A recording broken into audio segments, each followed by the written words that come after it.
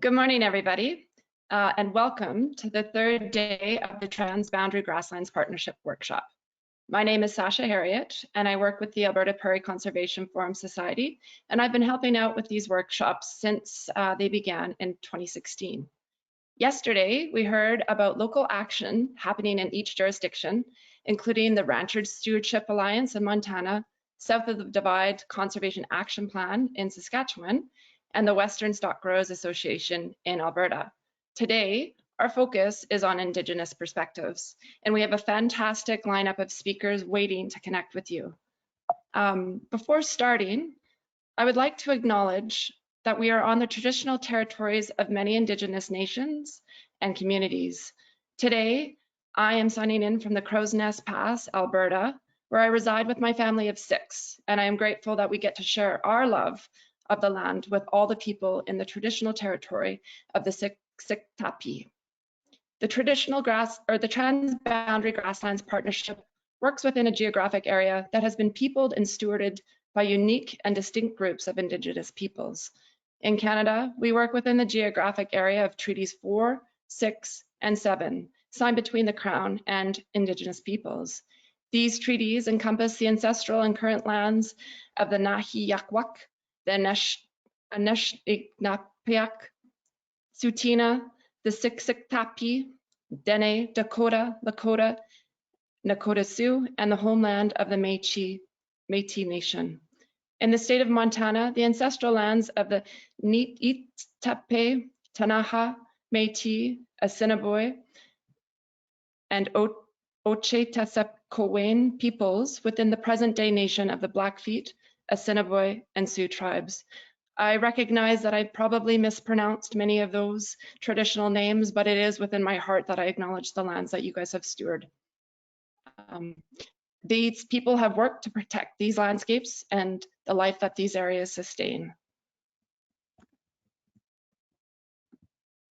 We hope that everyone will take the opportunity to learn about the cultures, histories, and perspectives of the First Nations and Métis people in your communities. It truly is about building relationships with the Indigenous organizations and individuals that can strengthen all the work that we are doing. We dedicate our efforts to working together in the spirit of collaboration and reconciliation, as we are all treaty people. So thank you again for joining. And first off, just a few housekeeping items. So everybody is going to have your camera and microphone turned off except for our presenters. And they're going to be disabled throughout the entire webinar. There are 3 presentations, and each presentation will be between 30 and 40 minutes long. There's going to be time for questions at the end, and you guys are going to be typing those into the chat boxes or the question boxes, and we hope to have lots of really good discussion that way. The presentations are going to be recorded and they'll be posted on the Transboundary Grasslands Partnership page of the Alberta Prairie Conservation Forum website, and so you can find them there. And so to get a sense of where we're all joining this webinar from today, like we've done in the past days of the workshop, we'd just like to run a quick poll to get a sense of where you're joining us from. And so, Carolyn, if you can initiate the first poll. So this, just you guys can take a quick minute to select where you're joining us from, whether it's Montana, Saskatchewan, or Alberta. And then if you don't fall into one of those classifications, you might be residing from somewhere else in the United States or within Canada. So check those boxes, and then within the chat, maybe just list where you are joining from if you don't fall directly into one of those categories. And then we'll take a look at the results after everybody's had a chance to input there.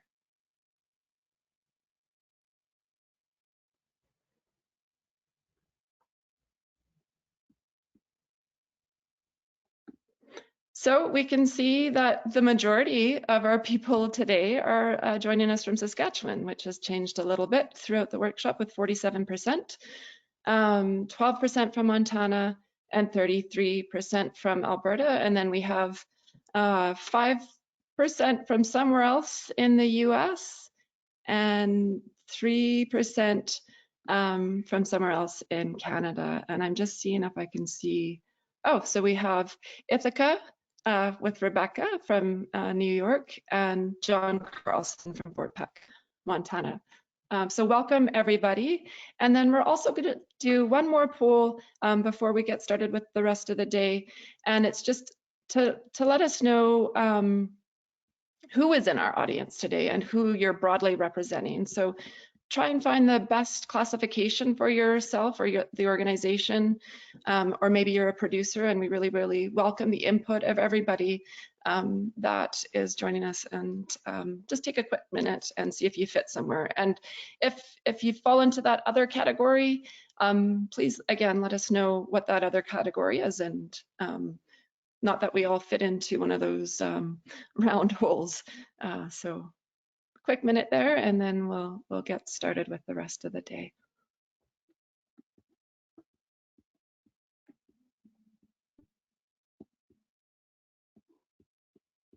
And so once again, if you do fall into the other category, just let us know how we weren't able to represent you in those categories, and apologize for that, but it would be fantastic if we could just get a sense of who you are by typing in that chat. Okay, so fantastic. We have about 38% of you are a non-government organization. 7% are producers. Thank you guys for joining. Provincial or municipal government with 24%, and federal government at 22%. And then our other, we have a volunteer with Regina and the David Suzuki Foundation, Butterfly Way Ranger. That's fantastic. And then academic. So yes, thank you for that. That category would have been a great one to have up there as well. So our academic and university research scientist, Rebecca. Okay. So I'm going to, it is my pleasure to introduce our first set of speakers. We're going to be having, sorry, I also have to share my screen. So I'm just, I'll first introduce Carolyn, and then I'll switch over to my screen. So from Montana, the presentation that we have today is the Path Back, Bison Restoration at Fort Peck Reservation in Montana.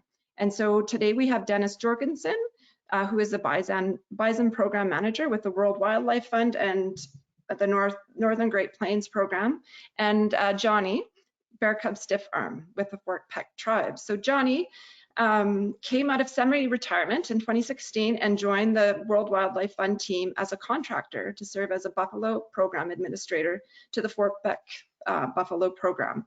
She recently retired from this role, working with the Fort Peck Tribe's Fish and Wildlife Department at the Buffalo Group. She has taken their ideas, guidance, and experiences and developed policy, programs, and educational activities with numerous entities at and outside Fort Peck.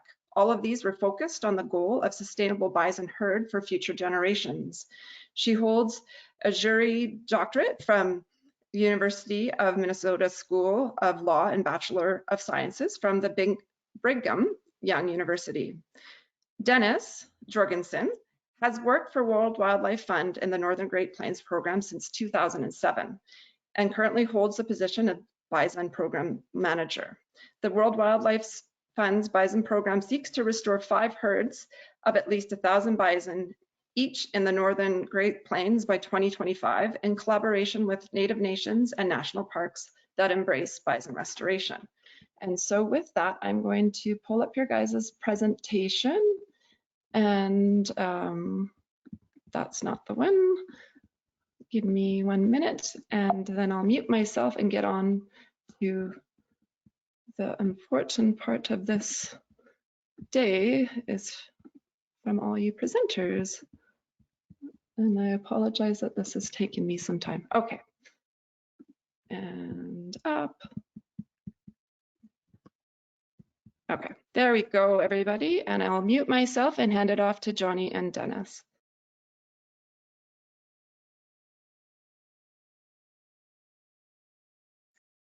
We don't see the presentation. Oh, there it is. Thank you.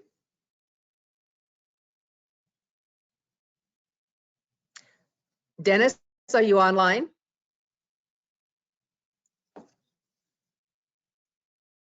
Well, I'm still not seeing it. Dennis, can you unmute yourself?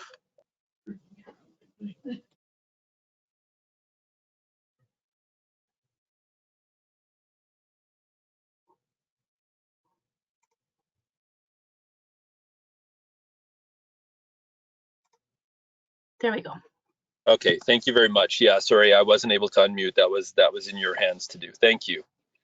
Good morning, everyone, and thanks for this opportunity. And of course, Johnny and I are in two different places, so we'll do our best to coordinate on sharing what we have to share today. But we've tried to divide the presentation into a portion where I'll talk a little bit about the loss of buffalo, and then Johnny can speak to the return of buffalo at Fort Peck and the ways in which the community is embracing the return of buffalo. So our talk today is the path back, Fort Peck Tribe's community buffalo restoration efforts. And Johnny, of course, as I know you will, but if you need to correct me on anything I share, please just pipe up. Thank you. Next slide. So of course, I just want to acknowledge that this work is led by the Nakota and Dakota people of Fort Peck tribes, and World Wildlife Fund has been honored and privileged to be a partner in bringing resources and our Western expertise to working to restore buffalo at Fort Peck. But essentially what we do is just bring perspectives, and it is the decisions and the desires of the community that guide this work. Next slide, please. So I'm going to go back to a time when buffalo were being slaughtered, and this was all part of a concerted effort to subjugate tribes and to have them move to reservations.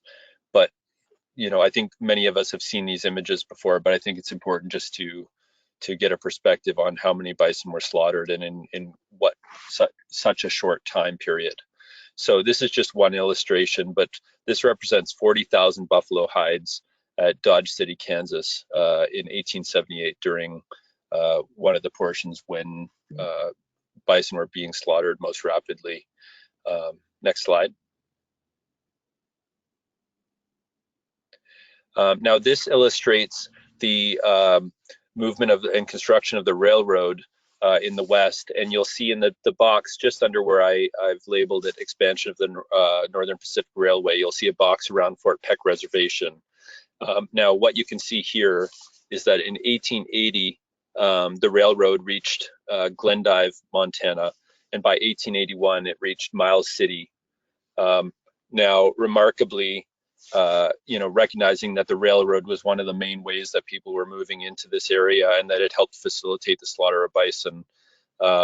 It's pretty amazing to think that the railway arrived in this area in 1880, in 1881, and by 1884, what you can see here is that in Dickinson, North Dakota, the last hides were being shipped east to tanneries at that time. So in 4 short years, it went from an abundance of bison to no bison at all left in this area. Next slide. Now this just illustrates essentially the peaks and drop-offs of the harvest of bison. And you can see that the red line on the right-hand side of this graph shows the last year of buffalo hides being shipped east to tanneries was in 1885. So that was, essentially the point at which the majority of the bison had been harvested, slaughtered. Next slide. And I think it's just important to see here as well, the sheer numbers and estimates that come from that time. So many of us have seen this image before, but homesteader bison bone sales brought about $2.5 million into Kansas alone, which were estimated to be the remains of 31 million bison. Bones were sold to refine sugar, to make glue, fertilizer, and fine bone china. Now, 31 million bison represents approximately half of what the total estimate of the number of bison in North America was, which was up to somewhere in the neighborhood of 60 million bison. And these bone sales occurred between 1868 and 1881. Next slide. Now, William Temple Hornaday, who worked for the Smithsonian, in 1886, he conducted a survey of remaining bison populations, and you can see a map on the left that illustrates the sites at which he was still finding buffalo. Now, he went to the area just south of the Missouri River near present-day Jordan, Montana, and that was one of the last sites where he was able to find any bison at all. And he personally observed about 30 bison in that area, and he had asked, where can I find bison for the collection at the Smithsonian for taxidermy? And really, he wasn't getting much response as to where he could find any bison at all, but he did find 30 in that area, and he collected 18 of those. Now, that might sound pretty brutal that, you know, he was only finding 30 and he was collecting 18, but interestingly enough, I think that was really a wake-up call, and he was one of the people who said it is time to begin protecting bison because there are almost none left. And overall, in his survey of the remaining bison, he found he came up with an estimate of approximately 500 plains bison remaining and 550 wood bison in the book which he wrote, which was called The Extermination of the Bison, American Bison. Next slide. Now, of course, I think we all realize that we lost something very special when we lost the majority of bison on the landscape, but just a few examples of impact. So, of course, there was a direct impact to the Indigenous people's way of life, and particularly for the Plains people, that loss has never been recovered from. There's actually work that's been done recently that shows that Native American populations who were once reliant on bison are per capita incomes are 20 to 40% less in those communities than in other Indigenous communities across North America. So that impact is still being felt today. But of course, you know, bison were central to the lifeways of the Indigenous people of the Plains. But of course, there was also impacts on nature. So, you know, just for examples, the loss of bison meant the loss of their wool across the plains. And I don't know if anyone has heard this, but they've actually found that bison wool is warmer than sheep's wool. So, you know, birds used bison wool to line their nests. But of course, I mean, there was many other interactions there as well. Bison wallows provided water networks across the plains as well. They held water that would allow amphibians to breed and for their offspring to develop. But I think, you know, one thing that I've seen before, and I think we can all imagine it, is if there were tens of millions of bison on the plains, those bison would have created highways in deep snow for all of the other wildlife as they migrated. And also as they foraged, they would have provided greater access to vegetation underneath the snow as well. So, you know, those are just a few examples of some of the ways in which the loss of bison might have impacted the people and the wildlife of the plains. So just very briefly on the recovery of bison that we've seen. So in 1905, the American Bison Society was established, and they bred bison at the Bronx Zoo and subsequently restored bison to Western parks and refuges. So between 1905 and 1935, there was a recovery to approximately 20,000 bison managed as wildlife. Oh, I'm sorry, next slide. So you can see that illustrated here, that between 1905 and 1935, there was a recovery of bison up to about 20,000 animals in wild herds in the West. And subsequently, you can actually see, if you look at the blue line here, that commercial herds or production herds now number somewhere in the neighborhood of 400,000 to 500,000 bison. in North America. And tribes manage approximately 20,000 bison in tribal herds, according to the Intertribal Buffalo Council. So, you know, recognizing that there were once 30 to 60 million bison, you know, I think that there's still much to be done in terms of the recovery of bison, but, and you can see that essentially numbers of bison have plateaued in conservation herds or wildlife herds since 1935. And that's one reason why World Wildlife Fund's goal is to establish more herds of greater than 1,000 bison each. Next slide. Okay, so this just illustrates, and this is a little bit dated, but this illustrates the approximate distribution of bison herds across North America. And you can see the red line, which is the historic range of wood and plains bison across North America. And these maps are being updated because we're learning through archaeological sites that bison were even more widely distributed than this map illustrates. Next slide. And just to reiterate, you know, this gives some sense of the wild bison herds in North America and their size. And what, you know, the main takeaway from this is the fact that 75% of wild herds number fewer than 400 bison, and a third of those herds number less than 50 animals.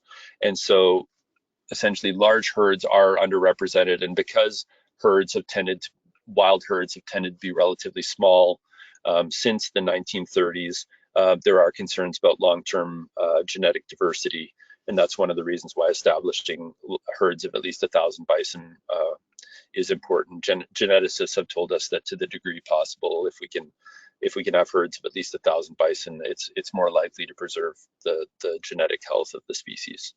Next slide. Okay, just very briefly, this is the area within which World Wildlife Fund works. And the native nations that occur within the Northern Great Plains where we work. And essentially, we're not working with all of the Indigenous nations within the region. We tend to work with those that we are invited to work with. And so maybe if we could go to the next slide, I can share the sites that we're working at. Okay, so these are the sites where World Wildlife Fund is partnering with either national parks or with Native nations to restore bison. And early on, we were working with the American Prairie Reserve to establish bison at that site as well. So you can see, you know, that generally most of these herds number fewer than 1,000, but we were able to work with Badlands National Park to establish a herd of greater than 1,000. So our two program goals are to support tribal buffalo programs in advancing on their chosen path to cultural sustainability, ecological sustainability, and economic sustainability. And Johnny will talk more about the ways in which the community is trying to achieve the sustainability of their bison program. And then I guess I would say that our other key goal is to try and establish 5 conservation herds of at least 1,000 bison each in the Northern Great Plains by 2025. Next slide. And Johnny, I'd appreciate it if you could share what's been happening for Peck. Thank you. I'm Johnny, and I've been working with this program for about five years or so. We're focused specifically on the Peck tribes, of which I am a member. We have both the Nakota and the Dakota peoples there, along with some Anishinaabes from the Turtle Mountain tribes.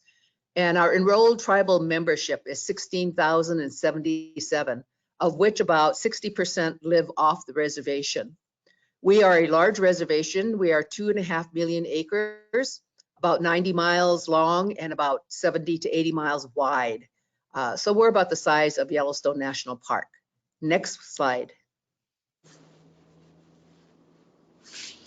The buffalo began to come back earlier, but very few people on our reservation knew very much about them. And in 2014, there was a group of people in our community who were working with researchers on a question about public health. And we wanted to know, you know, what it was on the reservation that we could do to make our lives better and help our children. So they asked the question, How do we ensure that the return of the buffalo contributes to our health and prosperity in ways that our prophecies have foretold?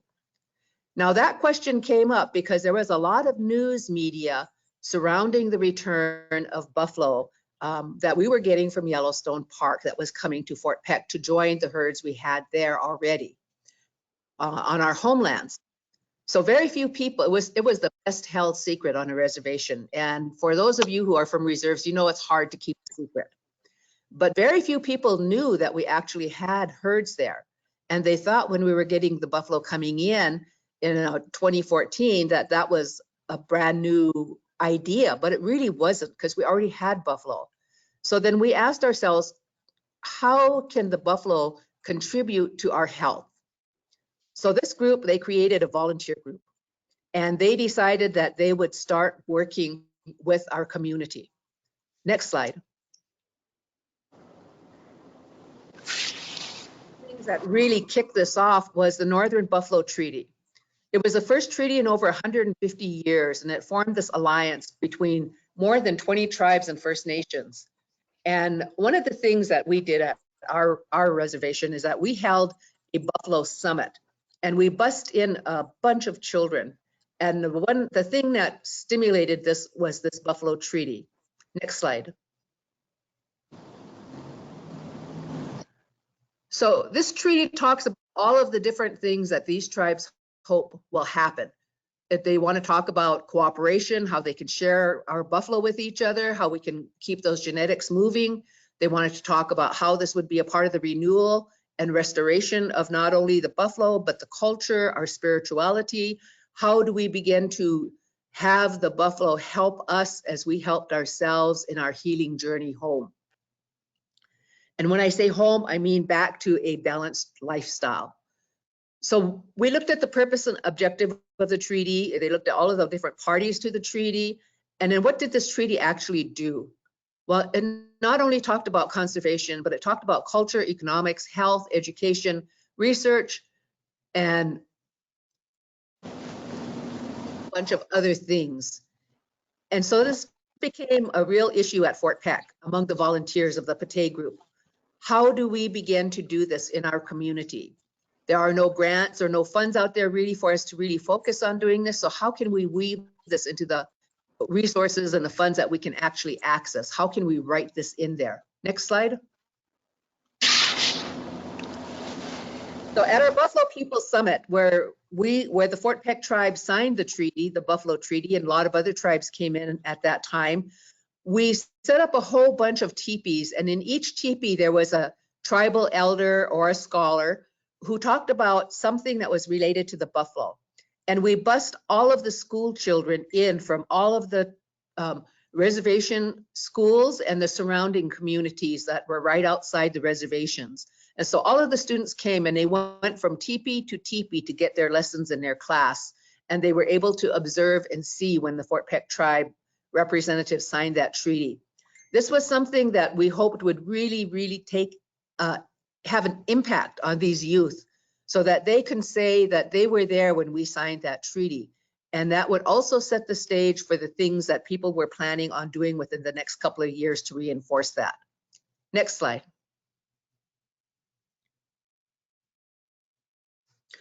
And so one of the things we decided to do, the Pate group, is they work closely with Montana State University and the Fort Peck Tribal Community College, hand in hand. So the first thing we wanted to know is, what do people on our reserve and northeastern Montana actually think about our buffalo herds? What do they really know? How are we, where are the empty areas that we need to bring more information to them? And so we did this survey, and 369 people participated in it. 285 of them were tribally enrolled members. They were from across the reservation. 49% of the people were from Wolf Point, Fraser, and Oswego, which is the western side, and 63% came from women. And 51% came from the east side of the reservation, from Poplar, Brockton, and Fort Kip. And what did they say? Well, the survey really told us some interesting things. And when we looked at that survey, we decided that this is what we were going to do. We wanted to know, should we encourage our youth to learn more about the buffalo and other wildlife for future employment? 91% of the people surveyed agreed with that. We wanted to know if we should use the buffalo for healthful food. 87% of the people agreed with it. Should tribal members have a fair opportunity to hunt buffalo at Fort Peck? 21% agreed with it. And how do you know how to obtain buffalo meat or products? 23% responded yes. 70% said they wanted to see the herds, and 83% agreed to helping restore them. Well, you know, those are really nice and critically important facts. But the problem is that we have been having tribal hunts for several years, and it was sad that not very many people on our reservation knew about that. You know, it was sad that when we started talking to a lot of people, we found out that the majority of the people on our reservation had never ever tasted buffalo meat, and they really didn't know how to find it. We found out also that many of our people had never ever seen a live buffalo, except maybe at a zoo if they were lucky enough to travel to a bigger city and they had a buffalo in their zoo. And that was just heartbreaking to us. And so our survey gave us a really good foundation to take a look at what we were missing. What could we do that would make changes to our community? What could we do to be able to instill the belief in our youth and the cause and the fire inside their spirits to make sure that they protected our buffalo and they took sustainability into their hearts to make sure they protected the land? Because if you don't protect the land and the waters, you cannot protect the buffalo. And if you protect all of those three, you also protect our medicines and our plants and the food that we eat that comes from the land. And so all of those things became critically important to us. Next slide. And so this is a picture of some of the volunteers. And, you know, we wanted to know more and more about people and what they thought about the buffalo. And so one of the needs that was suggested by our survey was to have additional capacity to deliver all of the needs and aspirations expressed by our people. So this was through added program staff. And this is when I got hired by World Wildlife Fund to be a point person to begin to instigate and encourage and actually implement some of these things that our Pate group gave. So we began to get together with tribal partners. One of them is the Pate group, which is a volunteer group of both Indians and non-Indians across the reservation who have the buffalo program at their hearts. Some of them are tribal partners, such as Head Start and the Fort Peck Community College, and some are external partners like the NGOs and private funders who are willing to come forward and all pitch in to help us achieve our goal. And this is a picture of some of the staff and some of our Pate group members, our volunteers in that. And, you know, this is just a small picture of the many volunteers that we have working on this project. Next picture, next slide.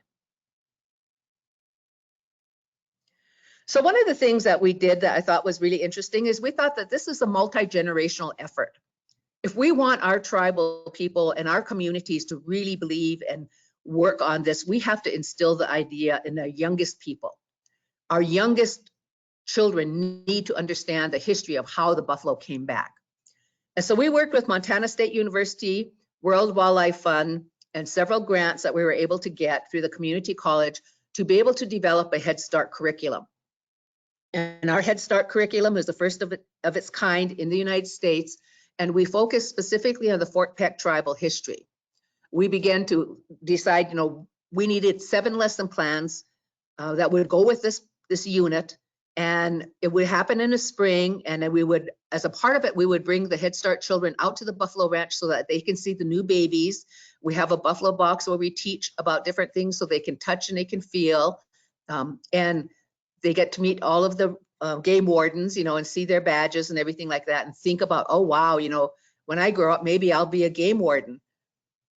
You know, and so we got the toys that go in the classrooms. We had the semi trucks, because a lot of the videos that we play show the semi trucks pulling up and opening up and unloading, and the bison coming out and running free into the buffalo pastures that we have for them.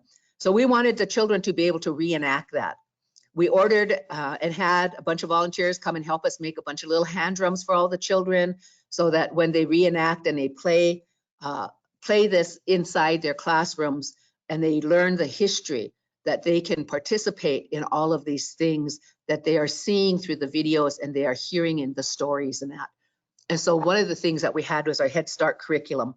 And this was implemented last year. And we'd worked on it for several years, and it finally got off the ground.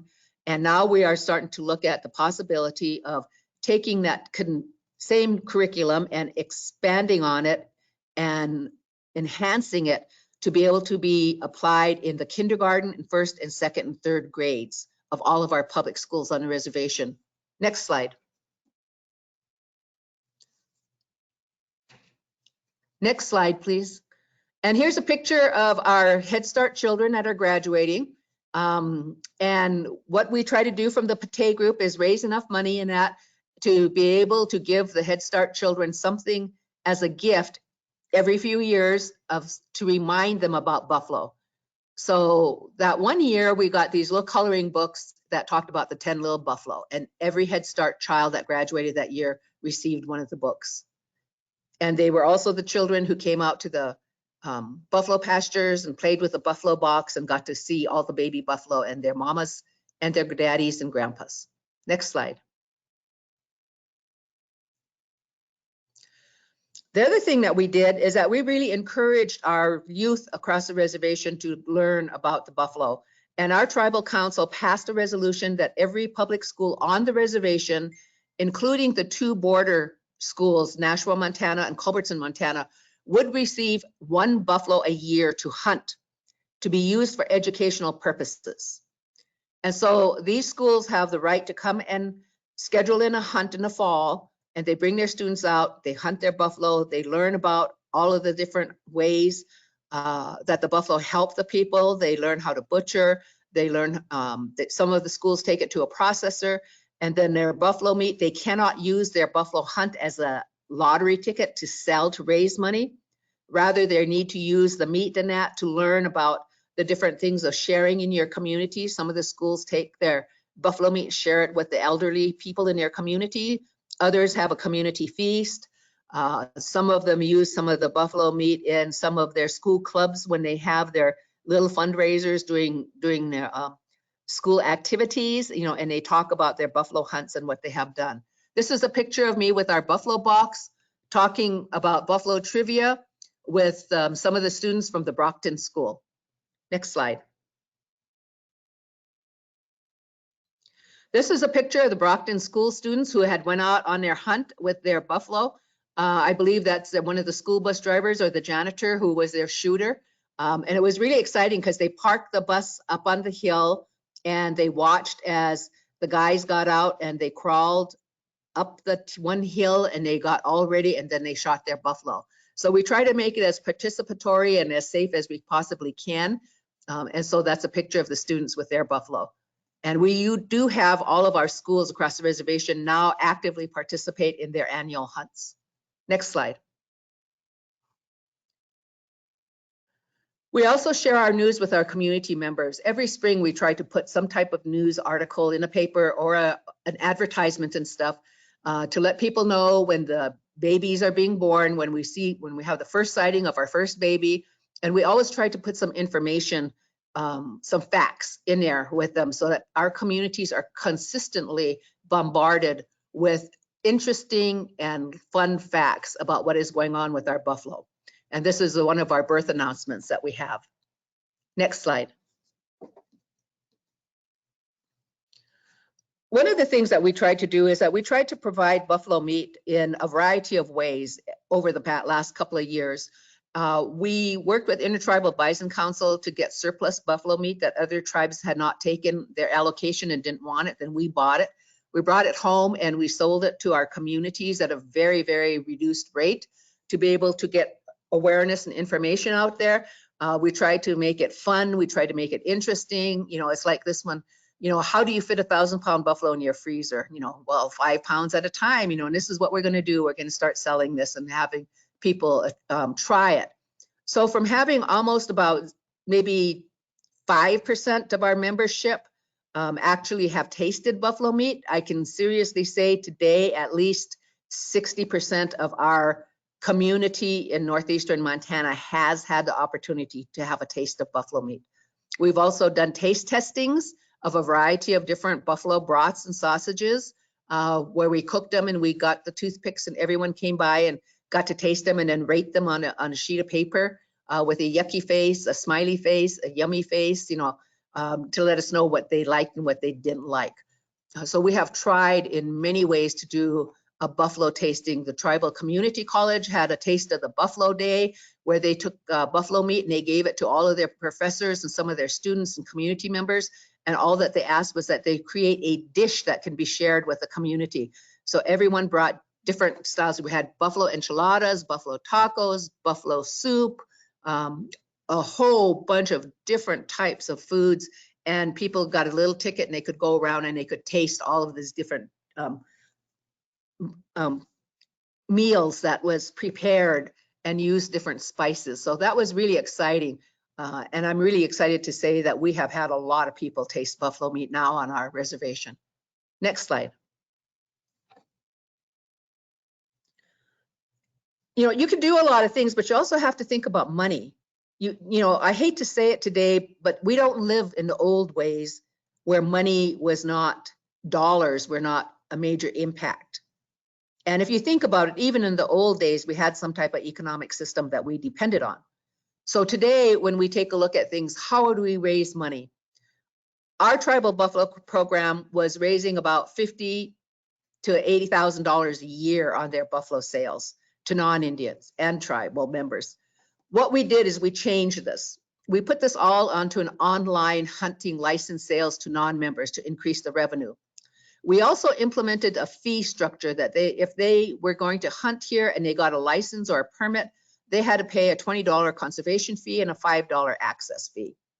In addition to that, anyone who wanted an antelope or wanted to get into the 2 to 2-year-old buffalo hunt or the 4 or 5-year-old buffalo hunt or the trophy bull buffalo hunt, you just didn't come in and buy a permit anymore. We got it structured so that you had to buy a lottery ticket.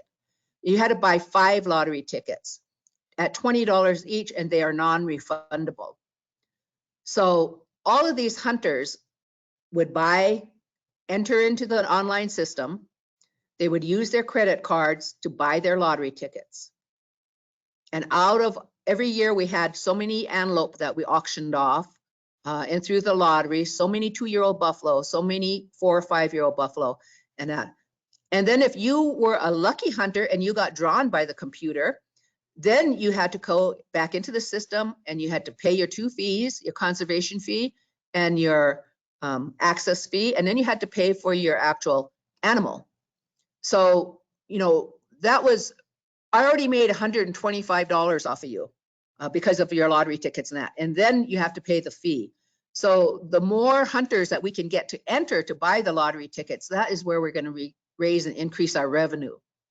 So using our business herd for this purpose, we were able to move the revenue from the amount of $50,000 to $80,000 a year up to almost $400,000 this past year.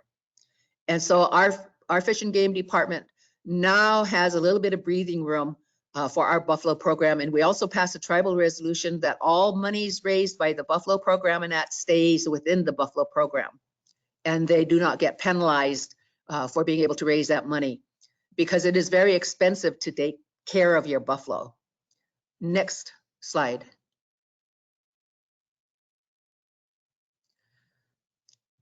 One of the critically important things is not only have we increased the visibility of the buffalo herd and we've raised revenues, but the spirituality aspect of it is critically important. In our cultural herd pastures, the Pate group, working closely with MSU, is creating what we call our story pole path. It's going to be a 7-mile path. And along this path, we're going to be able to have places where you can sit down and observe the buffalo. And we have people enclosures to keep the people safe from the buffalo. And we're going to have our compostable toilets out there. But along this path, we're going to have sculptures, art sculptures.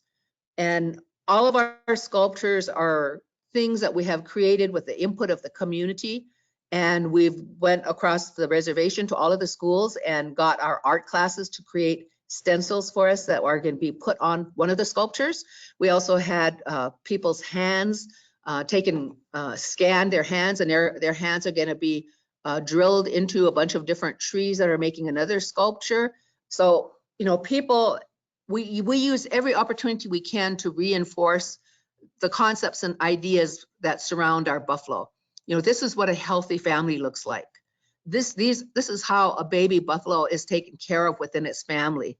You know, their matriarchal family members, you know, they all take care of their babies. They all do this and that, because we want to teach our young people, once again, what it is to have a healthy family. How do we pattern this after? How do we do this? And so we take every one of these chances that we get for interaction with our youth to do that. And we have a program on our reservation called the Chante program. And they work really closely with implementing all of the different things that we want to have done under the Buffalo Treaty to work with our youth and our elders and our people to make sure that we get back on that healthy path. Next slide.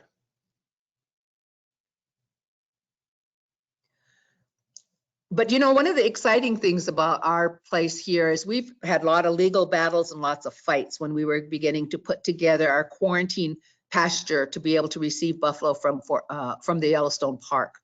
And after years of fighting and fighting rumors and misconceptions and that, we were finally able to do that. And that was really a feather in our cap. And so what we've done in the last year or so is we've been able to transfer out a lot of those buffalo to many, many places. And this is a picture of where all the buffalo have gone that have graduated from our quarantine herd. We have 3 herds on our reservation: our business herd, which is in about 14,000 acre pasture. We have our cultural herd, which is in our, I believe we'll have a 19,000 acres there pretty soon. And then we have our quarantine herd, which are separated from all the rest of them. And we test those, we keep them for a year and we test them twice. And if they pass all of their tests, then they graduate out. And when they get graduated out, we transfer them out to those of them who have worked closely with the Intertribal Bison Council to request buffalo. And we were so excited, and the kids get so excited when they see this, because we always talk to them about, have you heard that your tribe was a part of the buffalo wing transfer? And they say, buffalo wings? And we say, yes. We trucked buffalo from Fort Peck to Seattle, and in Seattle, they loaded them on a FedEx plane, and they flew the buffalo up into Alaska. And when they got there, they put them on a barge and took them out to the islands so that they can join a small herd out there. You know, and that really captures their attention. So as soon as they start thinking about buffalo wings, then they really start taking a really hard look at the map and seeing where all of the Fort Peck buffalo have gone to. And so that's one of the things that we're very proud of. Next slide. Well, you know, I could not have done this if it wasn't for all of the volunteers, all of the different institutions, and everyone that was willing to put their hopes and dreams about their vision of how the buffalo at Fort Peck would become a reality, and how buffalo would now be something that is commonplace and a part of our community. This, I can honestly say, we have a little over 3,000 visitors a year to our buffalo herds. The large percentages of those are our school children from Head Start all the way up through our community college classes who are doing our research for us. They get USDA grants, and they come out and they pull samples from every buffalo that is shot during any of our hunts, and they do research for us. We've had the college come out and do research on our plants and our water and our soil, where the buffalo pastures are, because we want to make sure that we have really, really healthy buffalo. We have had and been blessed with wonderful birth rates for the last couple of years of all of our buffalo. We've had, you know, we've only lost 1 baby in the last 5 years. And so we've been very, very lucky. And this is a picture of our Fish and Game Director, Mr. Robert Magnum. We always tease and call him the Buffalo Whisperer, and there I am. And thank you very much for your time. If you have any questions, questions, we'll be happy to answer them.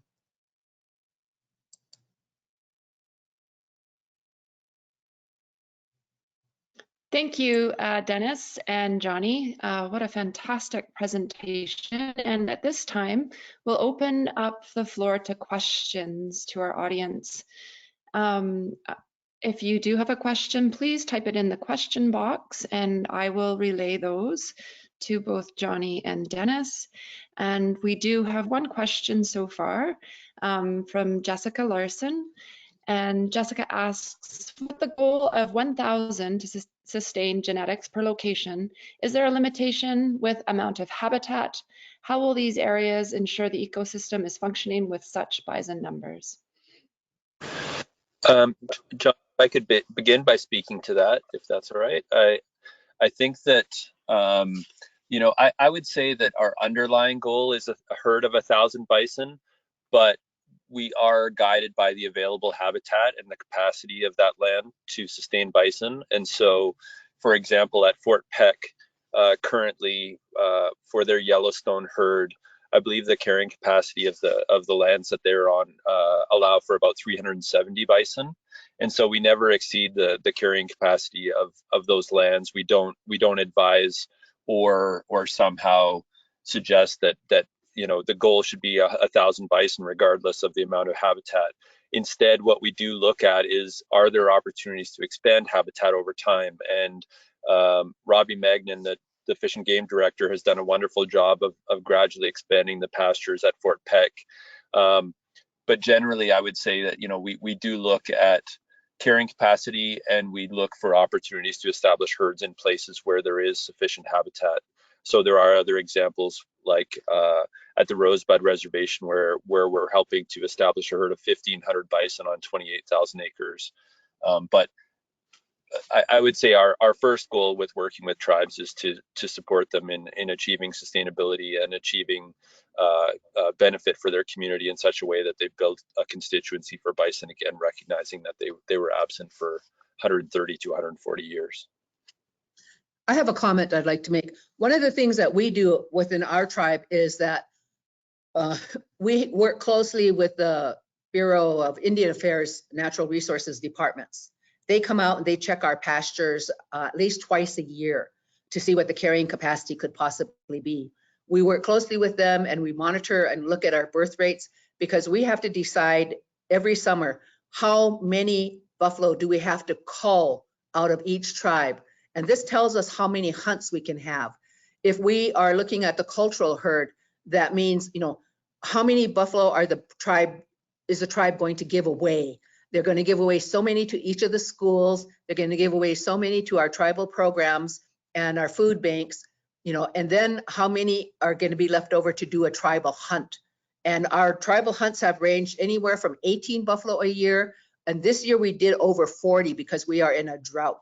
And so we needed to cull our herd by at least so between the 40 for the hunts and the donations and everything else, we must have took about 64 bison out of our cultural herd. And we give them to their medicine lodges, our Sundance lodges, you know, those things.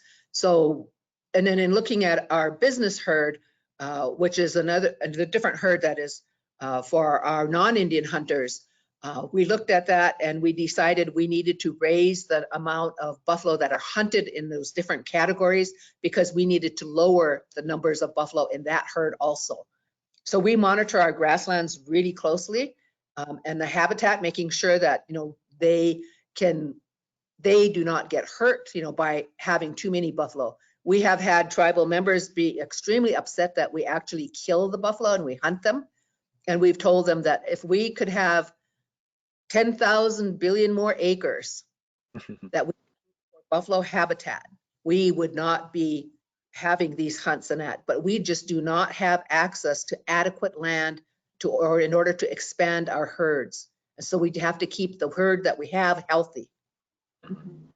And I'll just add, you know, one thing maybe that's very relevant during COVID is that, you know, with the return of buffalo, it was really remarkable to see that during COVID, Fort Peck tribes as well as Fort Belknap did harvest a significant number of buffalo within what was sustainable, but to support people sheltering in place to support food security during difficult times with respect to COVID, and it was really just remarkable to see. And I think it was likely kind of a great reminder of how important buffalo could be again in the future with respect to food sovereignty and food security in these communities as well. Fantastic. Okay. Fantastic. We do have a few more questions, and oh shoot, I just deleted one. I'll go on to Maggie, and I'll go back to that other question that was before that. But so Maggie is asking, have you engaged with any Canadian tribes to share this strategy of restoring buffalo, and are there any Canadian-based tribes members of the Buffalo Treaty? I can maybe speak to that, but Johnny, I'm sure you can as well. There definitely are Canadian First Nations that are members of the Buffalo Treaty, and both Johnny and other members of the Peck group have had opportunities to present to Buffalo Treaty meetings. And at the Buffalo Treaty meetings, there are always exchanges of ideas and so on. So there is discussion of it, at least. Yeah, our Roxanne Smith from our Chante project has worked closely with several First Nations up in Canada that are signatories to the Buffalo Treaty on some of the activities that we are doing with our youth and our elders across our reservation, and some of the activities that can be turned into programs, long sustaining programs after the grant ends that she's working on. Fantastic. Thanks, Carolyn. So the question that I deleted was from Elizabeth, and we have it back up here. So thank you so much for this talk, says Elizabeth. Have you found an increase in interest from your community members in other forms of cultural traditional foods? And then have you noticed any change in traditional used medicine and edible plant populations that have been altered by increasing the bison presence on the reserve land, for instance, bison wallows creating microhabitats or decreasing shrub cover to allow for herbaceous plants to return? Yes, we have. I would say that there has really been a renaissance and interest in our tribal department called the Language and Culture Department, who have shown a lot of the different plants and that are coming back. We now have an area that we've talked about replanting some of our indigenous foods that have disappeared because of the farming, and putting those out in the buffalo pasture. We've talked about the future of the buffalo pasture as being a preserve, mostly not only for the animals and not just the buffalo, but for all different types of animals that we hunt and we use in our food, and also for many of our medicinal plants and our food that we actually ate from long ago. We have a lot of cooking classes that are happening. We have a lot of interest by a lot of our young people, in gardening, and what can we plant, what can we transplant. We've had wild turnip seeds, shared among many people to see if they could grow wild turnips in their areas around their homes. We've talked about a lot of different things. There have been a lot of changes with the return of the buffalo, and I'll let Dennis speak to some of those because we've seen some different wildlife and birds come back. Yeah, so I don't know whether Kevin Ellison is on today, but they have done some bird monitoring associated with the buffalo pastures and so on, and found extremely high densities of birds like Sprague's pipits, which are, I believe, listed in Canada. So there are, and actually it's interesting. Some of it is anecdotal, but it is interesting to hear on different reservations where we work that different bird populations are being noticed again in association with the buffalo coming back, and some of those birds are culturally significant. So that's been really cool. But as Johnny mentioned as well, I think that we really are seeing a renaissance or resurgence in food sovereignty initiatives, where it's great to see young people leading efforts to look at traditional foods and to try and understand and learn from elders, what foods were traditional, how they were used.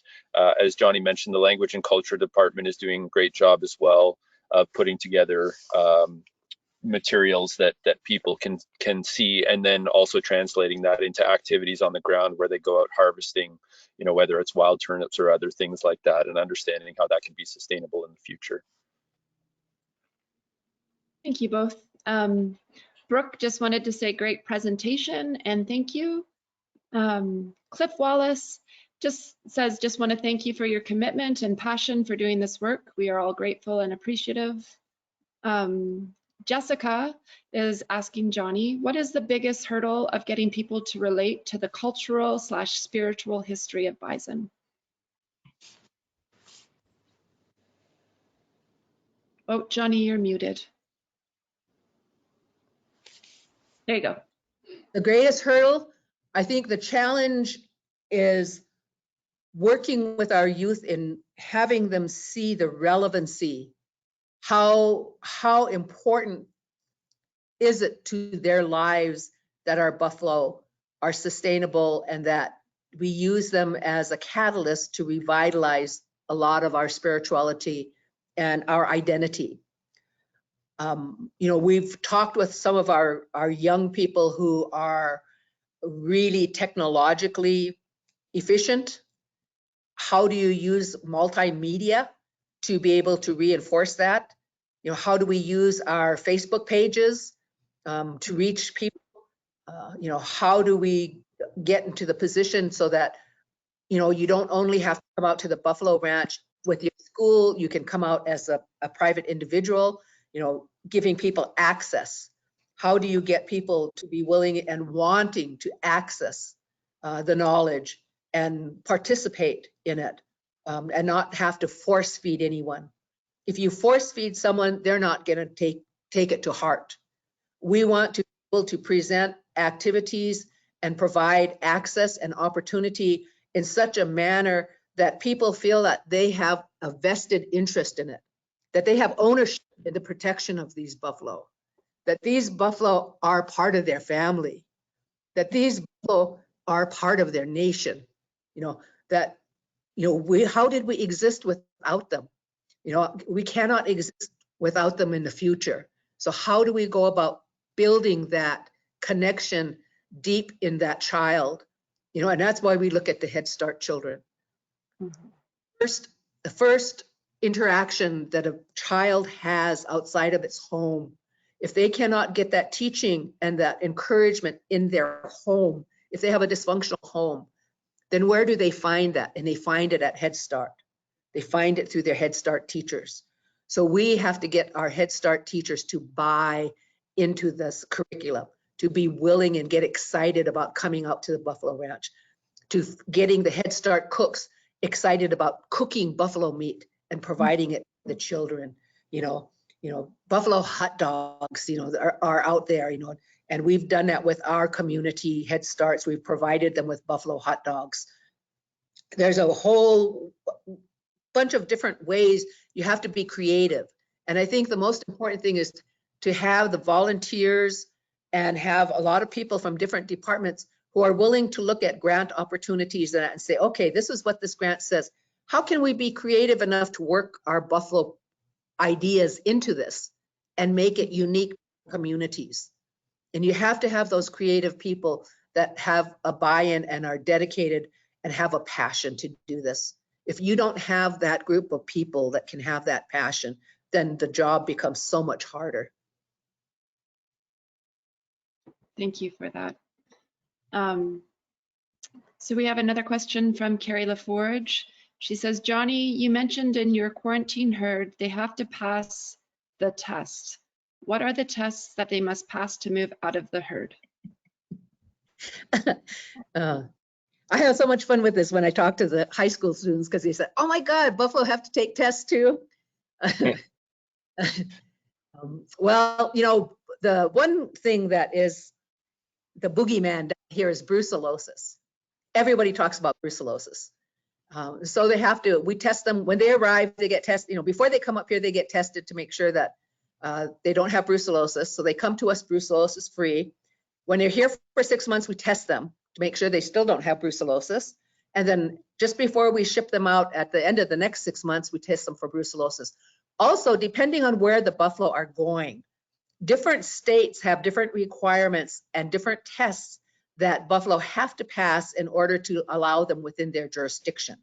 So if we are going to transfer buffalo to the state of Idaho, and the state of Idaho wants you to test for blue tongue and other different diseases beside brucellosis, then those buffalo that we have identified that are going to go to Idaho have to be tested for those different diseases.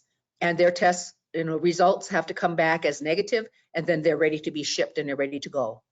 Those are the type of tests that have to happen. And just it really depends on the state that we are sending them to. Okay, thank you for that. There's just a few more questions before we wrap up. So another thank you, so inspiring and hopeful. And then where can we learn more about the Head Start and education programs? You can use my email address and send me a request, and I can forward that to our Head Start director and have them willing to share that lesson plan with folks. And we've did a presentation at the Northwestern Indian Head Start conference a couple of years ago. We highlighted this curriculum, and we said that you can modify and use this curriculum for salmon. You can change it to, use it for salmon. You can use it to change it to your buffalo story from when buffalo first came back to your reserve. You can change it, to whatever animals that your tribe works very closely with that you would like to have your young people learn about. So it's a very adaptable curriculum. That sounds fantastic. So saw the map of, so this is from Rebecca, saw the map of the two species former distribution. Are these wood or plains buffalo? Are there efforts to restore both species? Just speaking for Rural Wildlife Fund, we're specifically working on plains bison because we work in the Northern Great Plains and generally in the Northern Great Plains of the United States.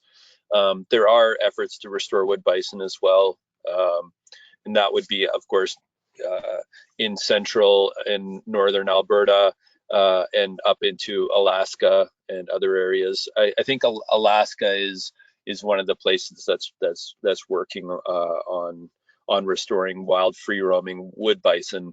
And I think, as we all know, that's much more challenging in the lower 48 states and, in more populated areas of Canada as well. Generally, our restoration work at this point with tribes is restoring bison within large areas, but large fenced areas. So one more question, and then I'll just confirm with you both that you're comfortable sharing your email addresses, and then I'll post those in the chat if you guys are comfortable with that, because there are some reach outs there that people want to connect with you. So that's fantastic. I'll post those. And the last question for today, for your guys' presentation, that is there any opportunity to improve understanding of bison interactions with other wildlife, for example, plants, birds, antelope, etc.? And then how distinct are the effects of grazing by bison from cattle? I'm not sure if everyone is aware. I realize there's a lot of people participating from Canada, but I know that the grants there was a grant opportunity recently from a new Center of Excellence for Bison Studies that is based at South Dakota State University. I would suggest that they are going to be one hub for bison research that everyone should kind of be keeping an eye on, because I think a lot of those interactions that people are interested in will be studied. That, whether that be plants, animals, climate change, taking a look at bison research more closely. That really is their focus. And let me see, the second part of the question, can you remind me? The second part was, how distinct are the effects of grazing by bison from Sure. cattle? It's a great question. The way that I look at it is probably, to some degree, it's an issue of scale. There are certain things like wallowing that bison do that cattle do not, and those would create distinct, if you want to say, fingerprints or patterns on the landscape. I mentioned it briefly in the presentation, but if you think about the distribution of water today, where for cattle, watering sites are developed every, let's say every square mile or whatever it might be, so that water is easily accessible. That wouldn't have always been the case. And so the fact that that wallows held water in the spring would have been one way that water was more widely distributed along the landscape. So that is a unique pattern. I think that in terms of grazing, it really all depends to some degree on scale. So if you fence bison in and you have a high density of bison on a small acreage, then you're more likely to get bison grazing every blade of grass as opposed to expressing their preference on the landscape. But when bison did express their preference on the landscape and they moved more freely, you know, what's often discussed is heterogeneity, or, you know, patchiness of grazing. And so you would have likely gotten a little bit more patchy grazing by bison than you do by cattle, especially since, you know, cattle tend to be managed, and this is a big generalization, but tend to be managed to try and optimize taking the forage off of the landscape so that you're getting your weight gain and everything. But that said, I also know that ranchers are you know, resting certain pastures and things like that. But I guess I would say that, you know, the patchiness that bison created at one time was likely somewhat unique, and created a variety of habitats from areas that were heavily grazed because bison preferred those sites to sites that were rarely grazed. And that again also creates habitats for let's say, for example, birds that prefer sites that are rarely grazed. Oh, Johnny, you're muted. I have a comment I want to make, and it's one of the things that we've really encouraged with our buffalo herds and our fish and game department was to work very closely with veterinarians and to work very closely with our tribal community college and our science departments to be able to get a variety of different types of grants to do research. Like I said, we've done research on our plants, on the bison pasture, the soils there, the water. We do research on the animals. When any one of our animals is killed, you know, we have the community college lab come out, you know, and they pull samples and that. And we work closely with other universities, like I believe Dr. Kuhn and them are working closely with the University of Nebraska.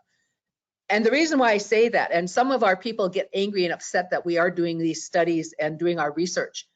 Long ago, our buffalo could wander all over North America. They had huge areas to wander. They were able to fulfill all of their needs and everything, their mineral needs, everything they needed, because they would find it as they wander throughout the country. We can no longer allow that.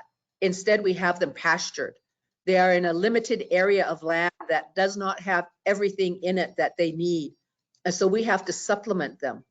What do we supplement them with? You have to supplement them with specialized, customized mineral blocks and salt blocks, specifically that for things that they cannot get within their pastures.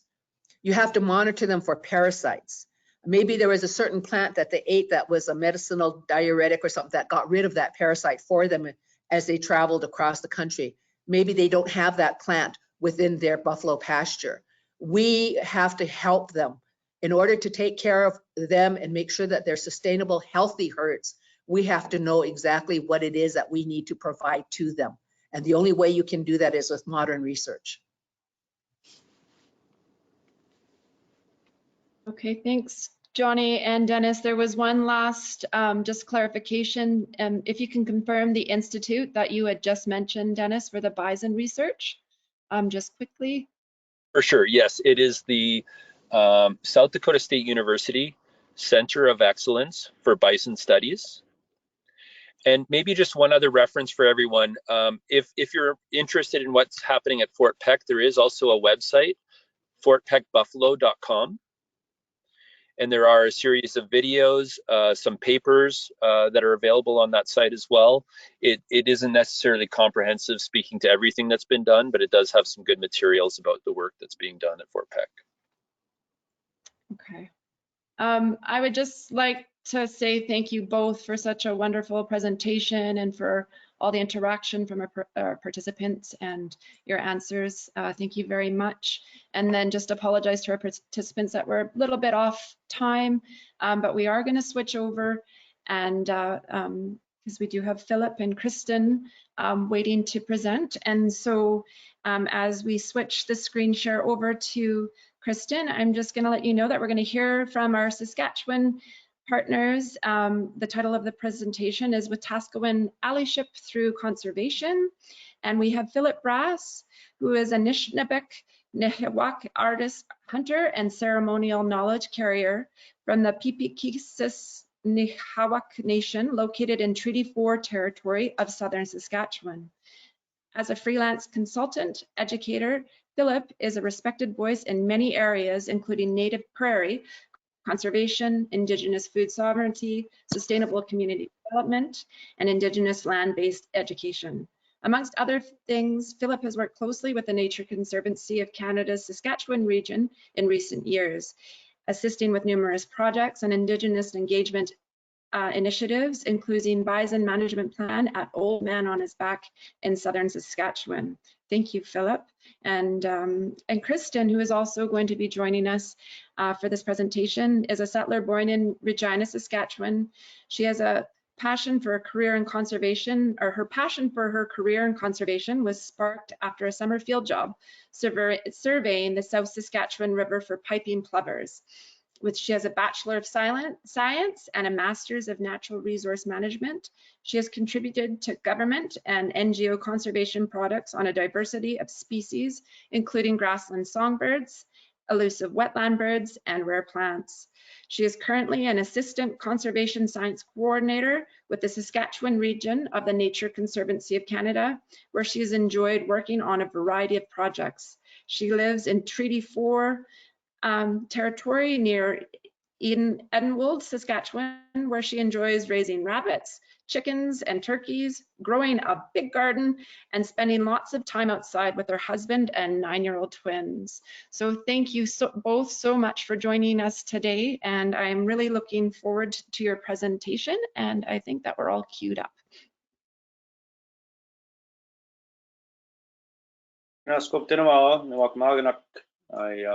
I thank you, all my relatives, for having Kristen and I join you here today.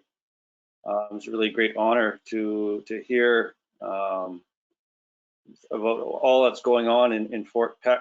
I have a long relationship with Medicine Lodge down in Oswego with Kenny Ryan and Larry Wetsit, and now my Kona, Mike Turcott. I miss them all very much. I haven't been able to get across since COVID has been changing things for us, but really excited to hear about everything going on down there. So yeah, I guess just to introduce myself, I guess a little better. You know, my ancestry is both Nehio, Plains Cree, and Anishinaabe, Soto or Ojibwe. And really my journey in life is that of a life of ceremony. I'm a pipe and lodge carrier here in my territory, and I help my Kona, Mike Turcott, there down in Oswego as well with his medicine lodge. And everything I do in regard to conservation really stems from a spiritual journey and vision that comes from Pasquamus Tus, you know, our grandfather, the buffalo, and my relationship there, my spiritual relationship there, that has always instructed me and pointed me in this direction to work in service of our children, future generations, and in service of Pasqua, the prairie ecosystem, because it's comes from an understanding of the need for a holistic worldview in conservation, where all factors and all species are accounted for, and that it's about holistic ecosystem management. And so recognizing that buffalo are a key species to that, but so are Indigenous peoples. If Indigenous peoples are not a part of the conservation equation, then we really are not talking about true conservation. And here in Canada, of course, with the Truth and Reconciliation Commission's 94 calls to reconciliation, different, you know, sectors and institutions have responsibilities to attempt to put back pieces of what was stolen and taken. And so it's always been my aspiration to share that message with the conservation community abroad about, you know, healing ecosystems is really the foundation to restoring Indigenous language, knowledge systems, and even the spiritual integrity of the prairie. You know, some of my teachers always, you know,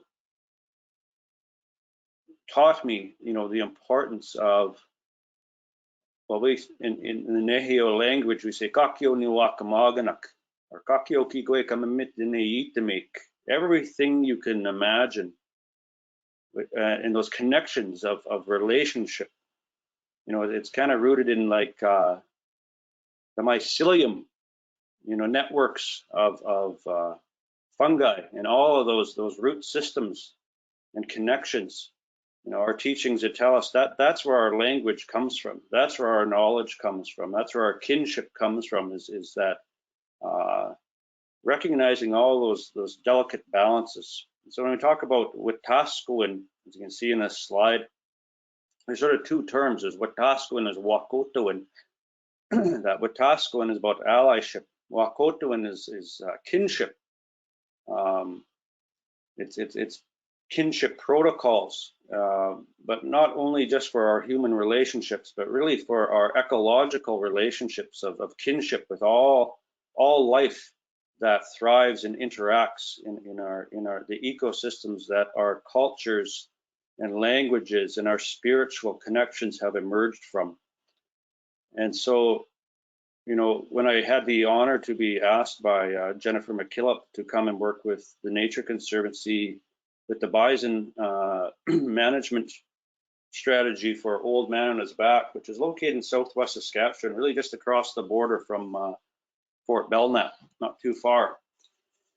And you know, that geographical location is really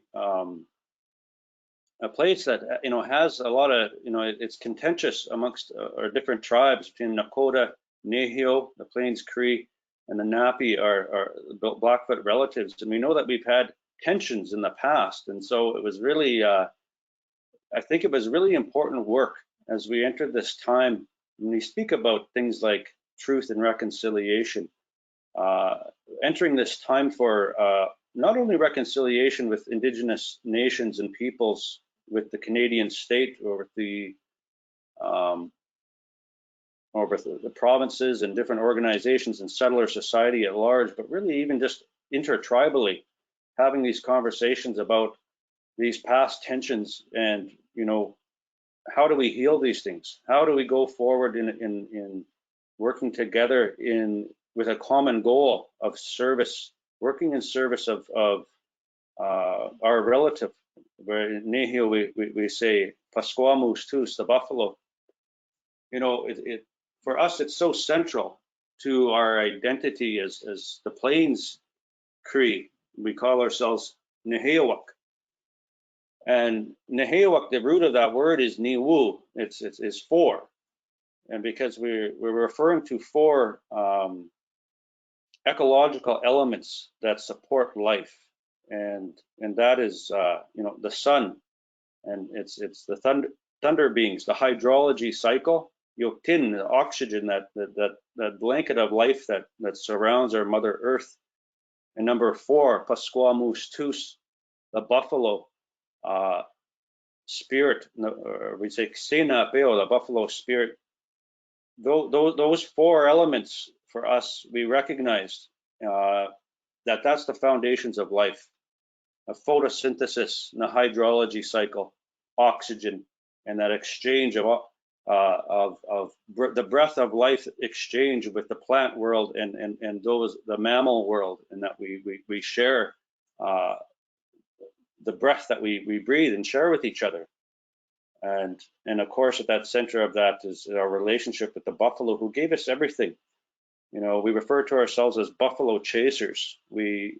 Our whole way of life and our ecological literacy and our understanding of the plant world and the mapping of our territories was all learned by walking. Pimote, even when we say a good way of life, it's mio pamatsuin, which is walking a good way of life, because our ancestors understood that walking on the prairie was a necessary aspect of a healthy mind, a healthy body, a healthy culture, and a healthy ecosystem.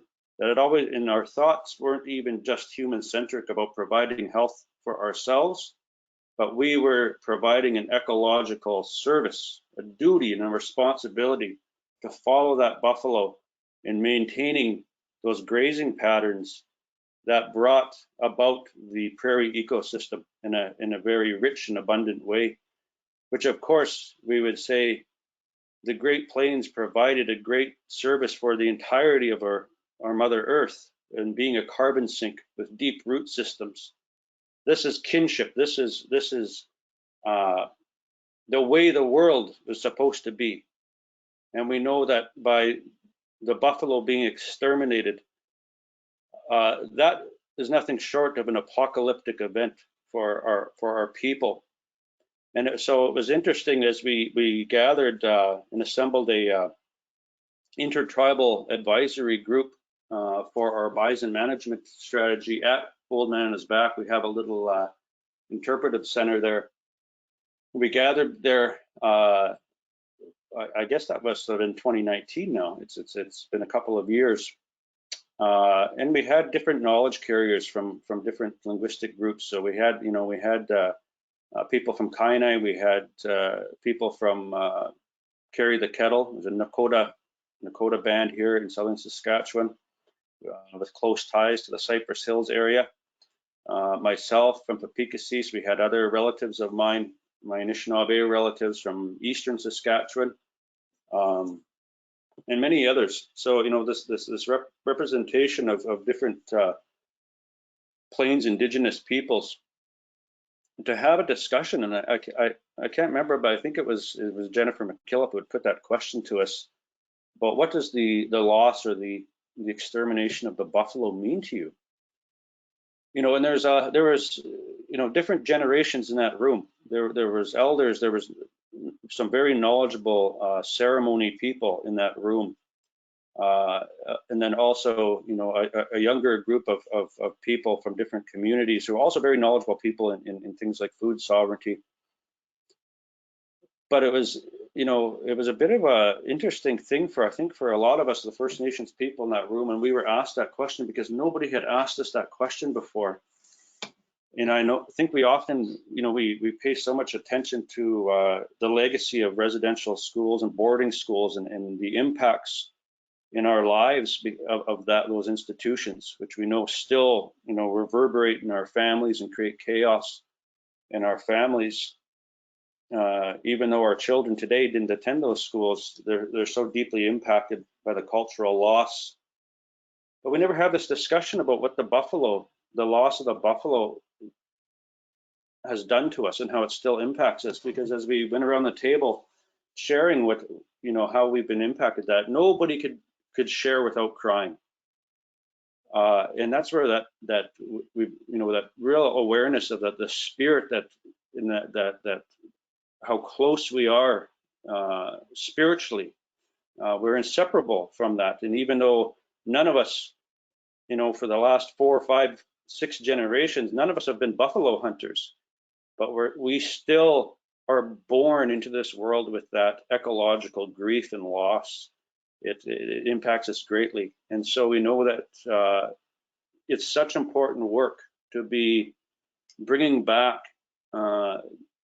that physical relationship and that spiritual relationship that really rests on the existence of buffalo, and of course the existence of buffalo in large herds on large tracts of land.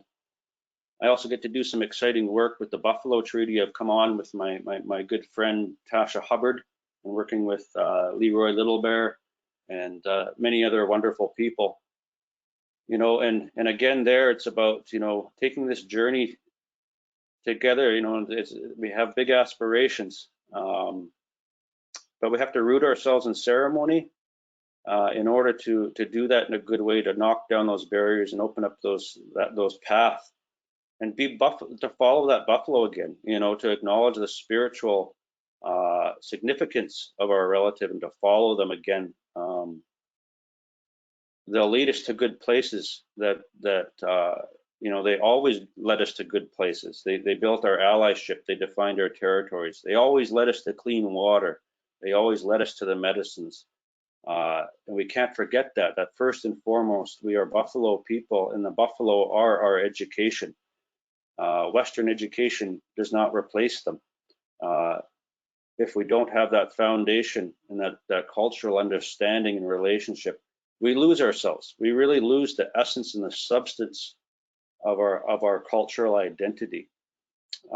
So it's what I believe is probably the most important work. It's foundational work where all other aspects of cultural reclamation and sovereignty all rest upon us reestablishing, robust herds, not only on within our tribal lands or on our reserves, but on big swaths of public land, and creating a big paradigm shift in prairie ecosystem management. I think it's the highest calling of work that we can be doing. So I'm really excited to be with all of you guys here today, and to be a part of that journey. I really have a lot of respect for those who have a passion for this sort of work, and I look forward to getting to know more of you as I continue down this journey, because I know for me this is what I've really dedicated my life to, is working in service of the buffalo, the prairie, and our children, our future generations. Unless someone has questions or Kristen wants to share, I'll leave it there for now. Hi.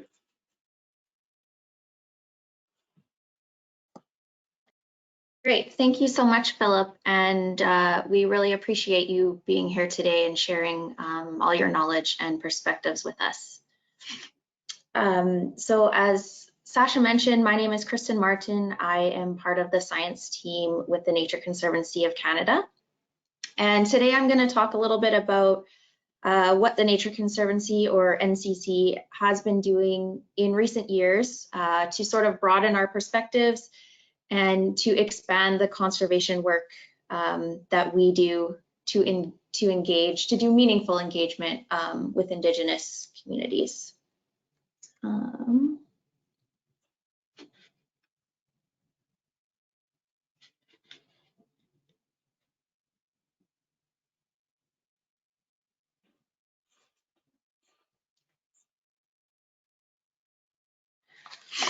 Okay, so I'll just start with a little bit of information about NCC.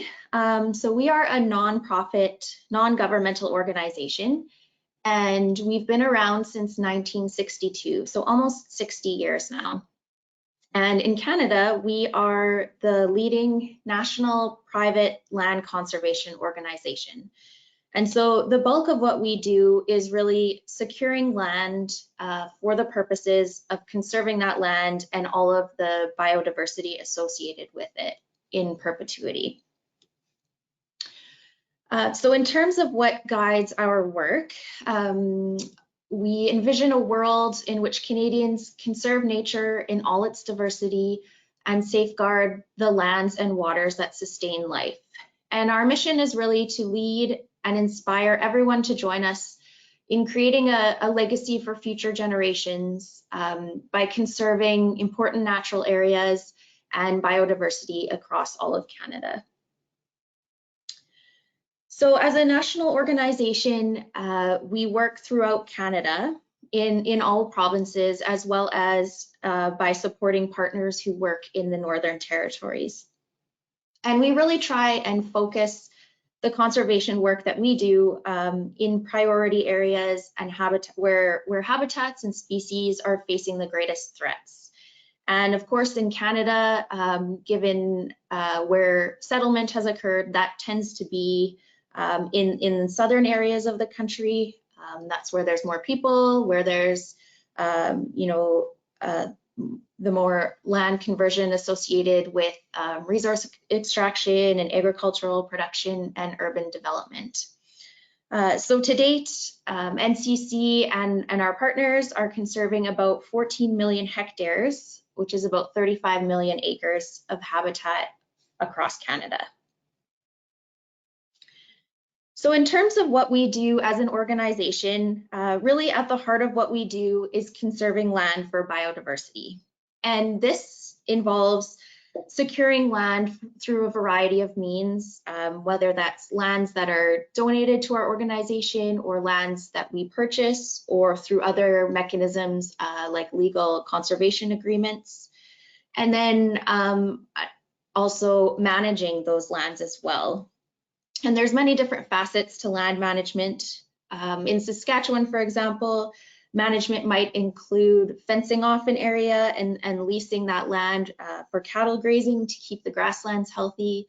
It might include using restoration tools like prescribed burning, or planting trees in more forested areas, or reseeding riparian areas to stabilize eroded shoreline areas.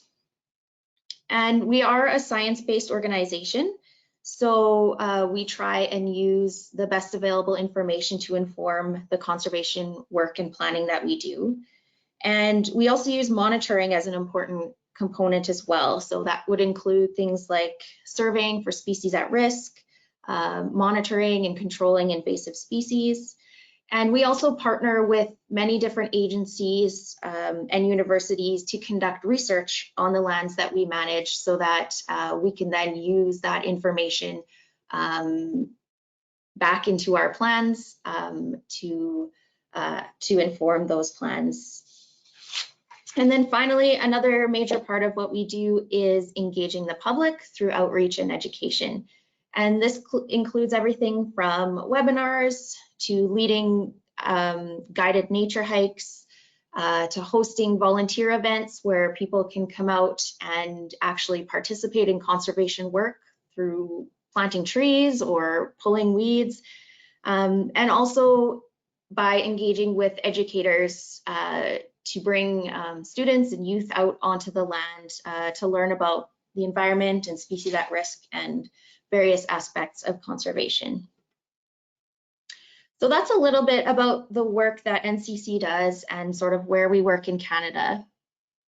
And as an organization, we are always striving to adapt and improve the work that we do. And as a conservation organization, we have to acknowledge that basically the whole business of conservation by settler organizations has essentially been a colonial process. And in many cases, this has resulted in Indigenous people and nations being excluded from the land. But we also recognize, as Philip talked about, that having Indigenous people on the land is a key component of any ecosystem. And the ecosystem really can't be complete unless Indigenous people and all of their traditional cultural practices are returned to the land as well. And so as a land conservation organization, we acknowledge that we have a role and a responsibility to find ways where the conservation work that we do can support and facilitate the access of Indigenous people to the land. And we recognize that we're sort of at the start of our journey in this, and we have a lot of work to do in this area, but it is something that's become a real focus for NCC in recent years. And this is happening on many different levels. For example, nationally, we are working with a senior Indigenous advisor to provide guidance on our policies and procedures. And we are currently, for example, reevaluating our hunting and access policies, and that will be including Indigenous engagement as well. And on a more local scale, each region of NCC is working to identify potential partnership opportunities where we can support Indigenous-led conservation, whether that's through funding or other resources like our staff time or other resources that we can provide, but also finding ways where the conservation projects that we're working on or would like to work on could also benefit Indigenous people and nations. So today I'm going to highlight one of the recent projects that NCC Saskatchewan did. And like Philip mentioned, this was related to the development of a long-term management plan for the Plains bison herd that we manage in Saskatchewan. And Philip has been working with us for a couple years now, and his help and his guidance really has been valuable. And we can't really overstate his role in the success of this project. And having someone with his connections, who knows proper protocols, knows who to ask and how to ask, has really been a key driver in the success of this work. So with that, I will get into the project here. So like I mentioned, this project was the development of a management strategy for the Plains bison herd that NCC manages down at Old Man on His Back, or OMB for short. So OMB is about 5,200 acres, or 5,200 hectares, or 13,000 acres of moist mixed grassland, and most of it is still native prairie. And it's located way down in southwestern Saskatchewan. The closest town would be Frontier, but it's just a couple miles north of the Montana border.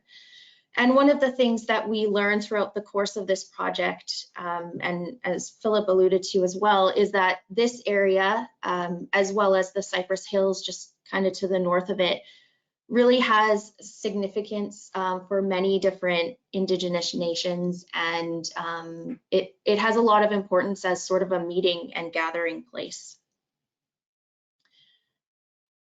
So when settlement occurred on the prairies, the lands at OMB were settled by the Butala family, and they passed through several generations of the family, eventually coming to be managed by Peter and Sharon Butala. And thankfully, over the years, the grasslands were kept in their native state and not plowed up like so many other areas in southern Saskatchewan. And so the Butalas used the land to support their cattle herds. So when they were approaching retirement, Peter and Sharon wanted to ensure that the grasslands at OMB were conserved in perpetuity and wouldn't get tilled up along the way. So they approached NCC to take over the management of the area. So in 1996, through a partnership with the government of Saskatchewan, NCC took over the management of OMB, and this was done through a combination of lands that we purchased, lands that were donated to NCC from the Butala family, and then leased provincial crown lands as well. And so OMB is a pretty special place. It's in Saskatchewan especially, it's getting harder and harder to find those big tracts of native grasslands that aren't fragmented by crop fields or other developments. And as a result, OMB is home to many different species at risk. I think the last time we counted, we knew of about 21 different federally listed species that either have used OMB in the past or currently use the grasslands at OMB. So it's a pretty important place as well in terms of the habitat that it provides. And so one of the conditions of NCC taking over the management of OMB was a promise to put bison back on the landscape. And this is something that the Butalas, it had really been a dream of the Butalas, not only to see those grasses stay as grass, but to see bison come back to the landscape. But of course, this was also a good fit for NCC as well, given that it is returning a species that really is a key species in the grassland ecosystem and on which so many other species depend. So a bison herd was established at OMB back in 2003, and it started off as 50 calves who all came from the Elk Island National Park Plains Bison herd, which is near Edmonton, Alberta, and it's managed by Parks Canada. And currently the herd is about at 85 females, and that's sort of the range that we'll be keeping it at. So the herd itself is not big enough to be considered a conservation herd, but we do manage the herd as best we can using those conservation herd values. And so the bison are on about 9,000 acres, which they're sort of rotated throughout the year. And they're not free roaming, they are fenced in, but they are sustained by the grasses there. So in 2019, NCC had set out a goal of developing a long-term strategy for managing the bison herd. And given the importance of this animal to Indigenous people, we knew that we really couldn't go about developing a plan without having a broader conversation and including Indigenous perspectives on bison and bison management. So we saw this as a real opportunity where we could find some ways that our management of the herd could benefit Indigenous communities. And like Philip mentioned before, if we know that ecosystems aren't complete without the presence of Indigenous people on the landscape, we saw this as an opportunity to find some ways where NCC could support this through our management of OMB and the bison herd itself. So our approach to this work was to invite people with various interests and expertise in bison to be advisors for the project. And Philip really was essential in bringing folks together for this. He knew who to ask, who would be, excited about participating in this. And we ended up having 13 people from 10 different First Nations to act as advisors on the project. And we made sure that we had representation of diversity. So we had people from different communities, different treaty areas. We had people who live on reserve and those who lived in more urban communities, and also a diversity of backgrounds as well. So we had artists, we had people who work in food sovereignty, those with ceremonial knowledge, and also folks who had some experience in managing bison as well. So in terms of the work that we did with the group of advisors, we had our first meeting in Regina back in March of 2019. And this meeting really was about getting to know each other, getting to know people's backgrounds and where they were coming from, and also gave us a chance to talk about NCC and the work that we do. And we had some initial discussions about bison. And while they really were interesting discussions, the advisors told us that, we shouldn't be having these conversations in a hotel boardroom. We really need to be out at OMB. We need to be around the bison. We can't be talking about a place and animals so removed from those areas. And also that we really need to include ceremony as sort of a starting point for this project. So then the next meeting we had, we ended up having a gathering out at OMB in May of 2019. And this weekend really was an opportunity to be out on the land, to walk on the native prairie, to see what was out there, to visit the bison, and also to come together, to share together in meals and also in a sweat lodge ceremony, which we were all invited to participate in. And so we had some formal discussions where we talked about various aspects of managing the bison herd, and lots of informal conversations as well, just one-on-one while we were walking around. So lots of good talks about bison, about what was happening at OMB. And so we learned a lot of information, and what we learned we used to inform many different facets of our bison management plan. So this was everything from bison handling at roundup to what the age structure and the sex ratios of the herd should look like, and also how we could be managing for genetic diversity. And additionally, we were able to identify some ways where NCC's management of the herd could provide those opportunities for access to bison. So as part of our management, managing for certain population structures as well as the genetic diversity of the herd requires regularly removing animals from the herd.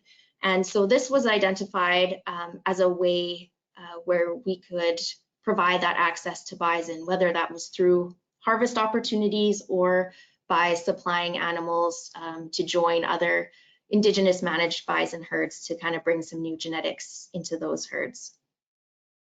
Another area was identified is that we could be using our roundup and inviting Indigenous participants to roundup as a way for people from First Nations who are wanting to establish their own herds to learn about how we do roundup, what kind of infrastructure we use, what kind of processes we use. And then finally, that there would be lots of opportunities for youth and students to come out to OMB, to be around the bison, to see the bison and learn about their role in Indigenous cultures as well as part of the prairie ecosystem. So one of the big things that came about from those discussions is that we should be having an annual gathering at OMB as a way to continue to develop relationships with the advisors, but also as a way to ensure that the advisors can be around the bison and visiting the bison and having ceremony is part of the management of the herd as well. And in the past 2 years now, we've been able to provide some harvest opportunities. There have been some bison bulls that we've had to remove from the herd. And so we've been able to have 3 different groups come out and harvest bison, which has been really great. In all cases, there were some youth and even the daycare. In one case, the little kids from the daycare came out and were able to see the process and just be around that as well, which has been really great to see. And we're also currently in the process of working with one of the First Nations that has been part of this advisory group. They're looking to establish their own bison herd this winter. And so we've worked with them we'll be providing a group of animals from OMB as part of their starter animals for their herd. And we've also worked together to apply for some funding to support some of those transportation costs as well. So many different projects and ongoing work that's still happening. And I'll just finish up here with some lessons learned that I wanted to share. So we recognize that this type of work really is a long-term project, and so it requires that you put in the time and the resources to support that, and really make the effort to build that trust and build those long-term relationships. I mentioned before, the importance of having a well-connected advisor, someone who is familiar with local communities, has a good network of people, and is really familiar with the appropriate protocols to use in this type of work. The importance of being transparent. So we made sure that any recordings that we took, any notes that we took, any reports that we created based on our discussions, that was all shared back with the advisors, so that it wasn't just us taking information and keeping it for ourselves, but everybody has access to that information and can use it in their own work and communities. And then just the importance of finding those concrete and acting on those concrete actions as opposed to, you know, just empty words or empty promises. So I will end it there. I've included our Philip and my email addresses up in the bottom left there. So if you would like to reach out, we'd be happy to hear from you. And thank you so much for this opportunity to talk about this work with you today. Thank you, Kristen and Philip. Fantastic presentation. We're going to open up to our attendees, and if you guys have any questions, please type those in the question box, and we'll get to answering those as they come in. And we do have a first question here, so thank you to Elizabeth for this question, and she says, thank you for this talk. Can you speak to some of the ceremony and protocols which may need to happen before a harvest? Well, of course, there's diversity amongst all our different nations about, you know, how we conduct ceremony. Different elders or ceremonial knowledge carriers will have different protocols in how they conduct that. So, you know, there's no prescribed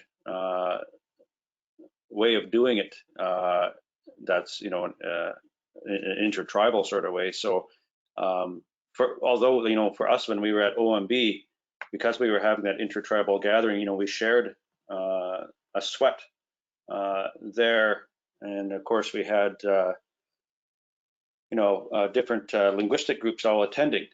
We had the local, most closest reserve to Old Man is Back is Iinnii First Nation, which is a Cree community there, and they've had a long-standing relationship with the Nature Conservancy and the ranching community around that area. And it's a very ceremonial community, very rich in language and ceremonial knowledge, and so they hosted the sweat.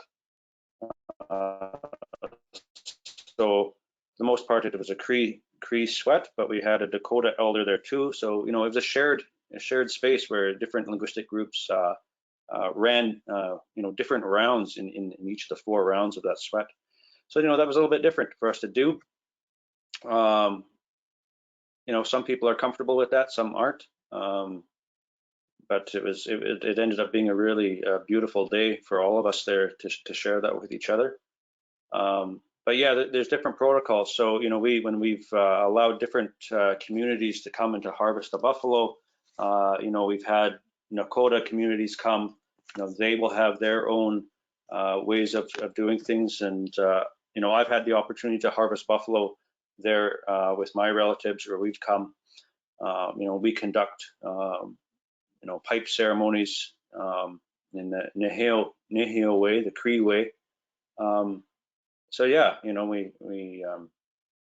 I think we're all trying to figure that out too. You know, even as Indigenous peoples, because we've been physically removed from that relationship. You know, most of us haven't been buffalo hunters. That's not, you know, we didn't grow up being buffalo hunters. We've carried forward our ceremonies in the absence of you know, a tangible physical relationship with the buffalo. So, you know, there's a lot of cultural and spiritual reclamation going on. And sometimes it's challenging for our lodge carriers. We say, how do we actually do this? What would we have done? What you know? So I think it's a journey for a lot of our people. Thank you, Philip. And what a wonderful journey to have and to continue on. If there's no more questions as of yet, and I'm just going to check the other spot for questions. So what we're going to do here, and if there's no other questions at this time, I'm just going to give maybe another minute while I explain what's going to go on next. First off, I just really want to thank both of you, Kristen and Philip, for your presentation and for the conversation and stories that you've shared with us today. Lots of excitement, and I hope we can continue to share as things go forward and as you progress with this partnership that you have. We're going to take a quick break so that those that have been sitting at the screen can have a health break, and we'll join back right, let's say at 10 after 11, just to respect everybody's time going forward. But please do take a break to top up your coffees and whatever you need to do, and join us back at 11:10, where we'll hear from our folks here in Alvin and Justin, and we'll carry on with the rest of the workshop today. But thank you again, Kristen and Philip. That was a fantastic presentation.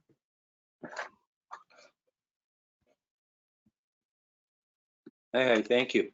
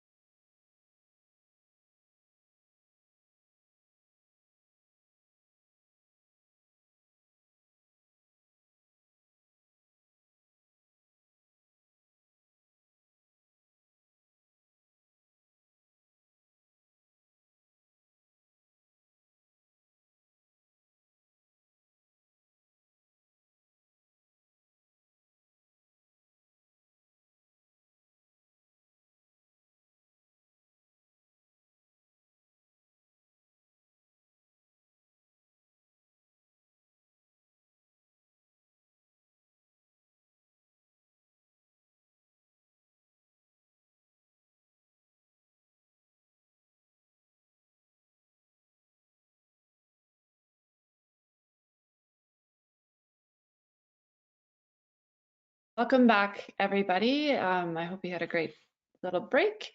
And we're coming back for our final presentation of the day. And it's titled Iinnii Rematriation and Biomonitoring. And we have Alvin Firstrider, an environmental technician with the Blood Tribe Land Management, and Justin Brewsted, presenting to us today. And so Alvin Firstrider is an environmental technician with the Blood Tribe Land Management. Alvin has a Bachelor of Science from Salish Kootenai College and an Associate of Applied Science and Natural Resource Management from Blackfeet Community College. Alvin is a member of the Kainai Nation and a descendant of the Blackfeet Nation. Alvin has been passionate about getting fire and bison on the landscape as a tool for ecological restoration. Other interests of Alvin are photography and videography and learning about the land from a Blackfoot lens. And Justin Brewsted Akamuts Kanaki, I apologize, Justin, at my attempt there, but he is the Kainai Iinnii Rematriation Project Coordinator at Blood Tribe Land Management. He was born and raised in southern Alberta and is a member of the Blood Tribe First Nation of the Blackfoot Confederacy.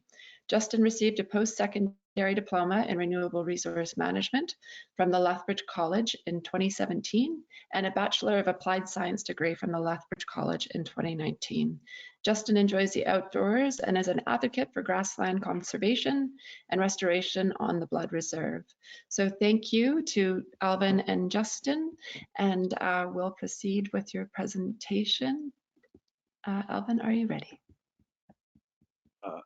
Yeah. Turn on my camera. Okay.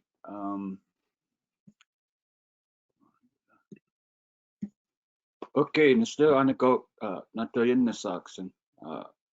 Hello, my name's Alvin Firstrider. My Blackfoot name is Holy Descent or Holy Handed Down. I work for Blood Tribe Land Management, and I'll be presenting to you on what we are doing in the name of conservation and our jobs at Blood Tribe Land Management Environmental Protection Division. So we are currently conducting eco-cultural research and community-based monitoring to mitigate the environmental impacts of development and land use.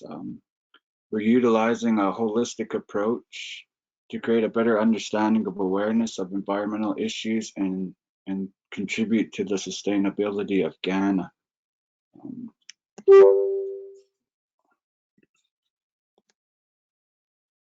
This is our field staff from this year, and we had quite a bit. We usually are short-staffed. We have in the environmental division, we only have 3 full-time personnel, which is Kanzi, Marcia, and me, and then we hire seasonal technicians and summer students to help us collect our data that we're currently collecting. We have 2 invasive plant managers, Nathan and Jarrett, that are controlling our invasive plants on the reserve, and then we have our Iinnii team, which consists of Justin, Danny Crazy Bull, Lenny Little Bear, and then there's a few others that have taken part in the development of our Iinnii pastures.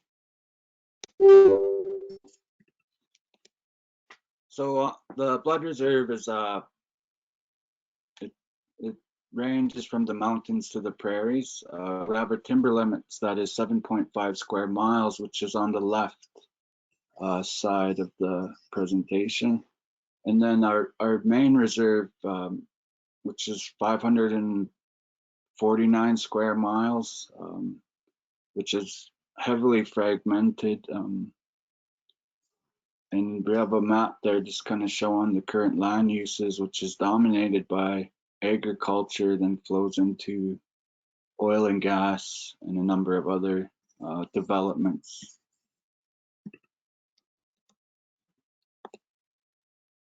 On our reserve, we consist of two sub-regions that Alberta has broken down. The foothills fescue, which is the lighter green, and mixed grass. On the map, it shows a defined area, but anywhere where we're sampling, we can get a mixture of both, especially in the north end where our Iinnii pastures are. And it's a very unique habitat where we have our bison. The rough fescue has a black Chernozemic soil. There's 27% remaining. What it consists of rangeland, homes are developed within it, and it's very choppy, I guess. And then we have our wheat grasses. Mixed grass is a dark brown Chernozemic, which has 21% remaining. The Kainai First Nation between 1990 and 2010, we lost about 19% of our native cover, which is the most of any reserve in Alberta. This is kind of currently what we focus on at the environmental division. We look at our traditional uses, identifying our medicinal plants, our edible plants, traditional sites, the stories that go with the land, ceremony, and then documenting our ecocultural keystone species such as the Iinnii, moss, which is prairie turnip, or and then other significant species, sweetgrass, and making sure that we're documenting where they are on the landscape, and then finding ways to protect and then conserve those resources. Our agriculture, we have livestock and buffalo grazing. We look at crop production, soil health, carbon. Our wildlife habitat, we're looking at pollinators, species at risk, which we have a number that utilize our reserve. Ecological and cultural indicators. We have amphibians that are at risk, beavers, antelope, bison, elk, bears that all come through our main reserve. And then we're documenting the water quality and quantity, utilizing various techniques to do that. Blackfoot territory. This is a map of Blackfoot territory, which is old. The Blackfoot Confederacy tribal government, they are currently revitalizing this map, and it extends quite further. We have stories that go into Manitoba, sites that go into Manitoba, and further down North Dakota, as we get back out on the land and document these relationships.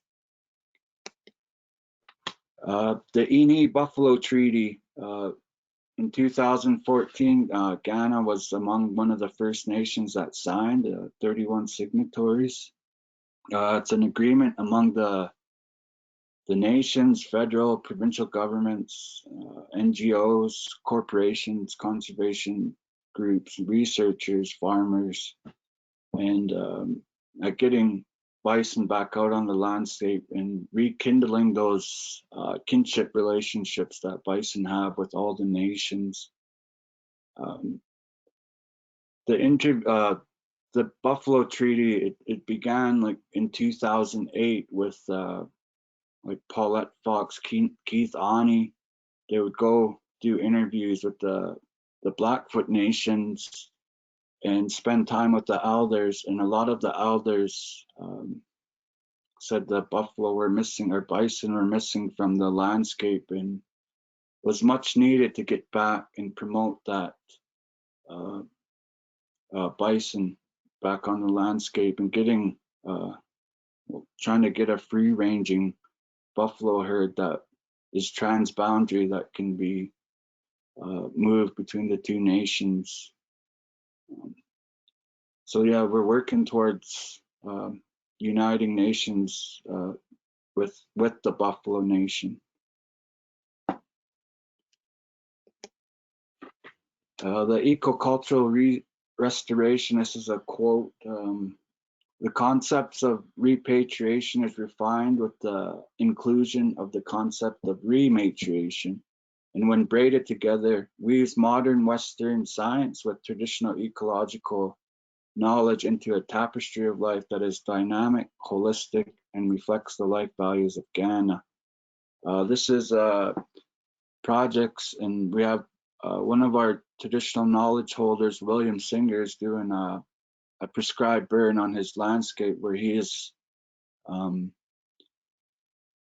restoring native prairie or native landscapes from a cultivated field. That field was cultivated, and he's slowly, we've been planting willows, harvesting seed, and then planting seeds. He's utilized goats because there's a weed infestation problem out there, and just looking ways to give back to the land. And then this is a guide that he's come up with culturally important Blackfoot plants, which has the Blackfoot names and then just the scientific and common names. So major threats to the diversity on the Blood Reserve is increased cultivation. The agricultural lands are huge out here, and people are always looking ways to increase that. The oil and gas footprint.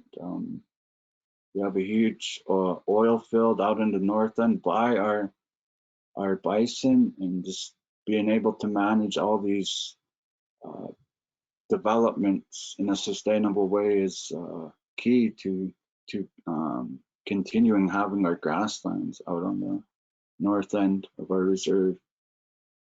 There's invasive species displacement, transportation footprints, trails, and people just wanting to get out on the land. With the pandemic, more people getting out on the land meant more traffic, which meant more trails. So just being able to direct which way the trails that people can utilize instead of just having them go wherever they please. ATVs, and then just that disconnection from land and culture, the nature deficit disorder that the youth have, and getting them back out on the land is something we're trying to promote any way we can. We get into the schools, we give presentations, field trips, and any way we could give back to the youth and get our youth involved in promoting our conservation. So the grasslands are one of Canada's most endangered habitats. We're looking at developing recommendations and conservation measures to help mitigate that. We have one of the last remaining tracts of grassland in Alberta, and it's slowly being eaten up by the developments I talked about. So being able to manage that and communicate that to our leadership, and that will allow us to better do our jobs and continue to have this grassland for future generations, looking at it from a wildlands perspective instead of like a range perspective.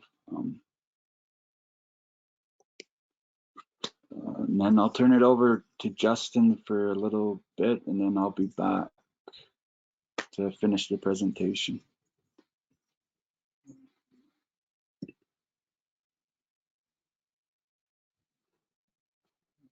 Stop sharing.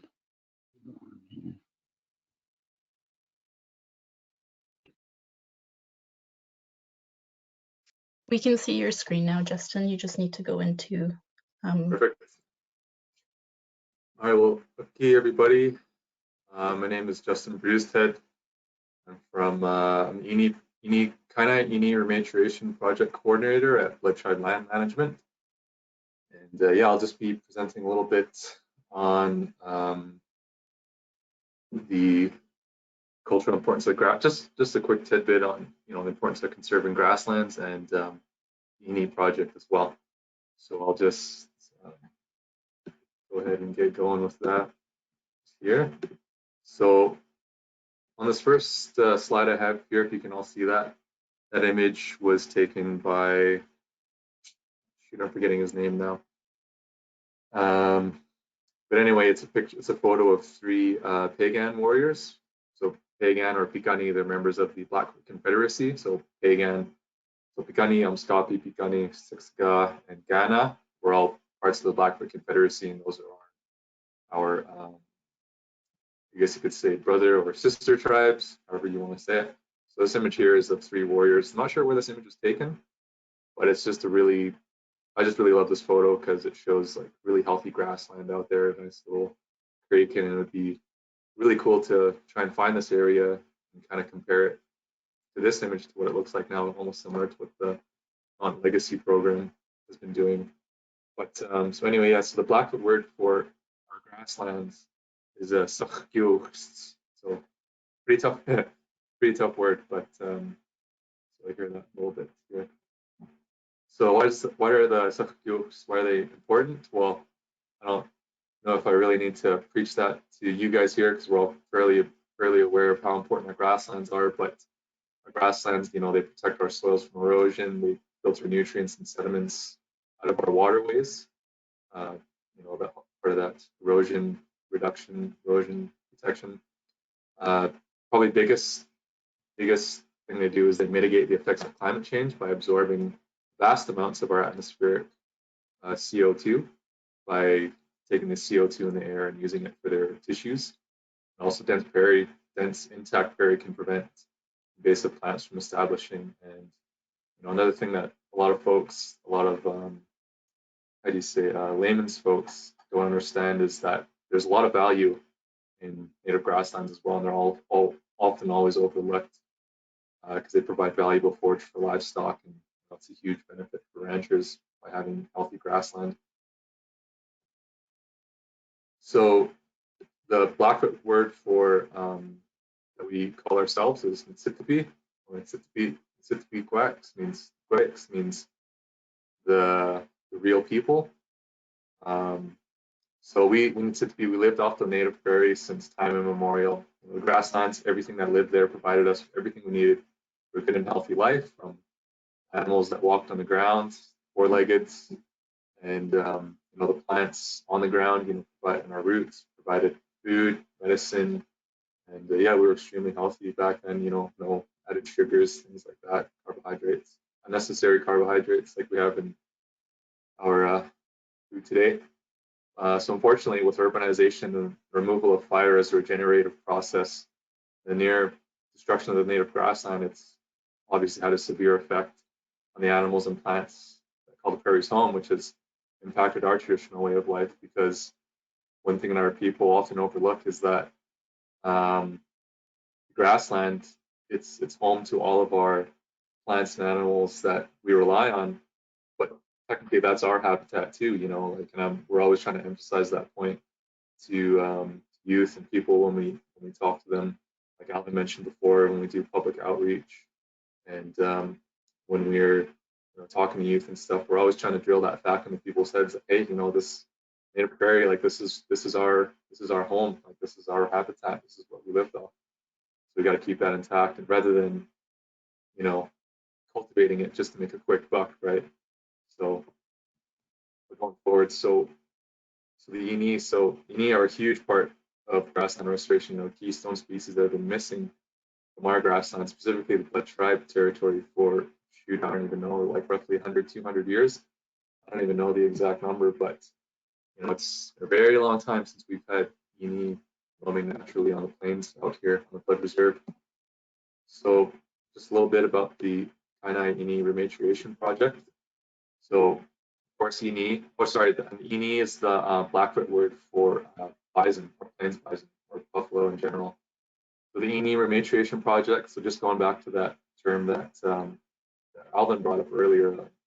My understanding, rematriation is a pretty new concept and a new term, but it's basically restoring a piece of culture.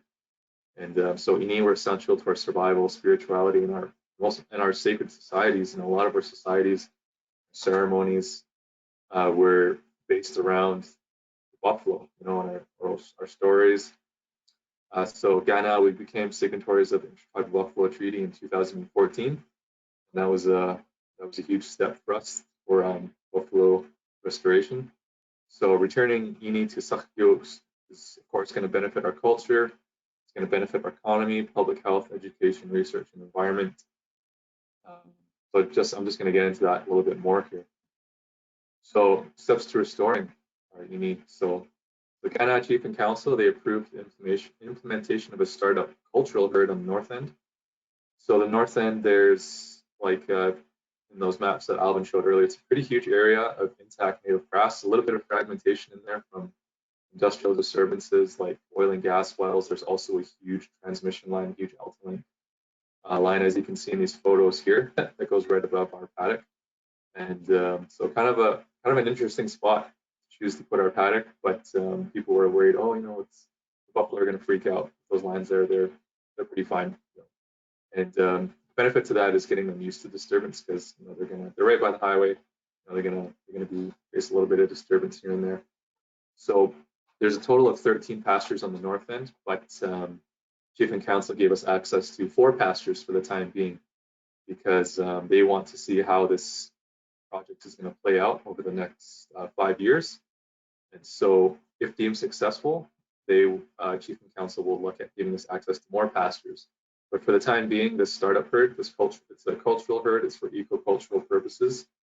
So this herd is not for economic gain, it's simply for the people. It's for our culture, and we're going to be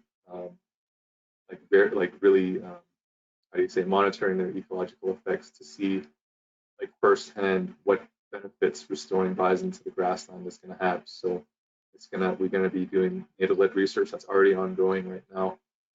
And so yeah, we have access to these 4 pastures. They range in size from 500 to 800 acres, so they're pretty good size. So yeah, 40 yearling plains bison.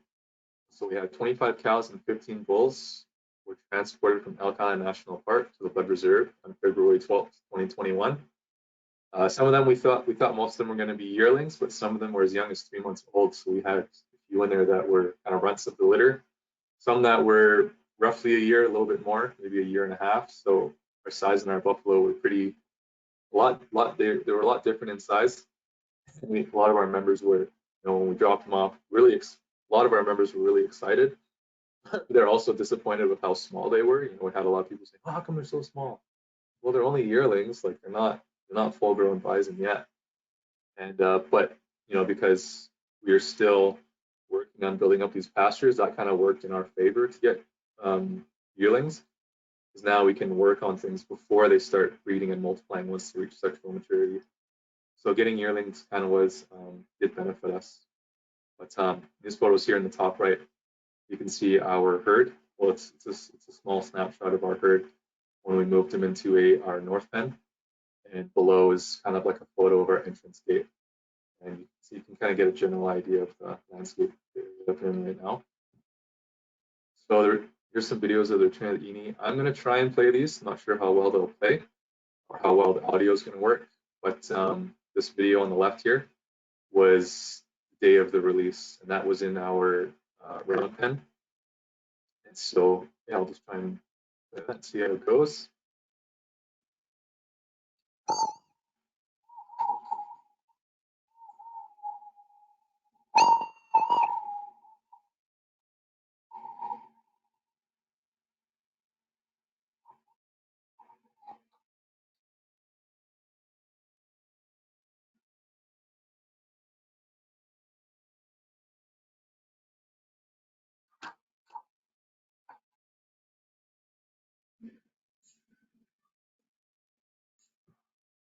So then I'll go on to our next video here. So I'm not sure how the audio is working. I'm not sure if the embedded audio is going directly to your guys' screens or if it's only picking up off of my microphone.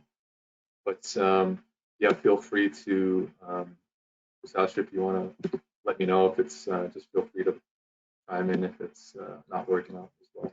This is one of our elders who was present during the release.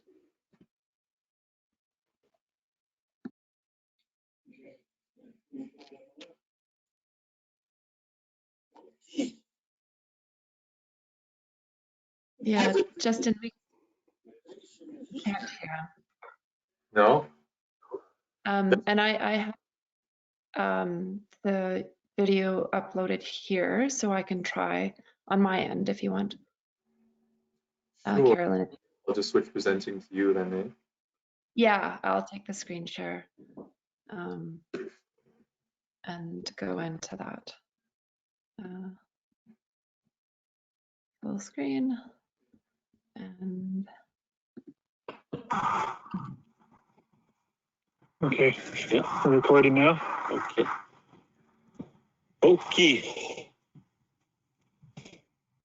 Because of the location here, the project that just started,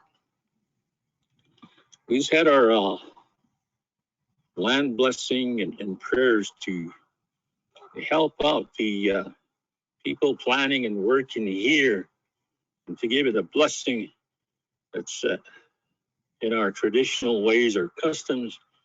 I'm thinking about how this area should be perceived. I gave it the name Iinnii. And so that name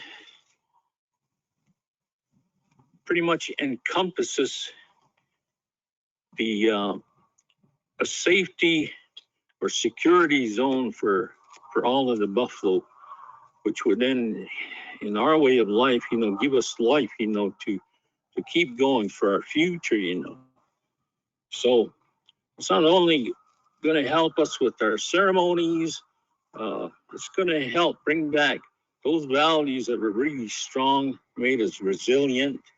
And it's also probably the most important thing today is our food source. A lot of us are sick, And when you think about our diet, some 200 years ago, and today, there's so much carbohydrates and everything we eat. So diabetes is an example of the illnesses, that we've acquired over the years, whereas it was unheard of back in that time, So we ate healthy. And so we're going to bring back those things that help save us, And when we talk about Iinnii, they're like our brothers and sisters, that's the relationship we have with them. And they'll in turn, help us, to maintain that way of life we've enjoyed, for a few thousand years. Thank you. Thank you.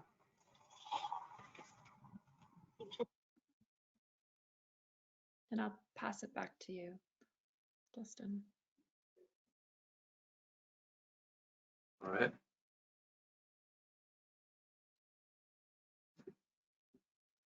All right, so I'm pretty sure we're back on my screen now. All right, so yeah, here's a photo of a map of our current project area. So there's a total of 13 pastures, but Chief and Council gave us access to pastures 10 to 13, and 11, 12, and 13. Our bison are currently in pasture 12 right now. And so we got the bison before we finished doing our fencing upgrades, which was kind of bad timing, not gonna lie. But the reason for that was it was either a now or never type situation. It's either we get the buffalo now, which was back in February, either we get the buffalo in February or we don't see them for, who knows, like 2 to 3, maybe even 4 years or so. And so at that time, the decision was made, okay, let's get the buffalo now, because the holding facility was mostly built.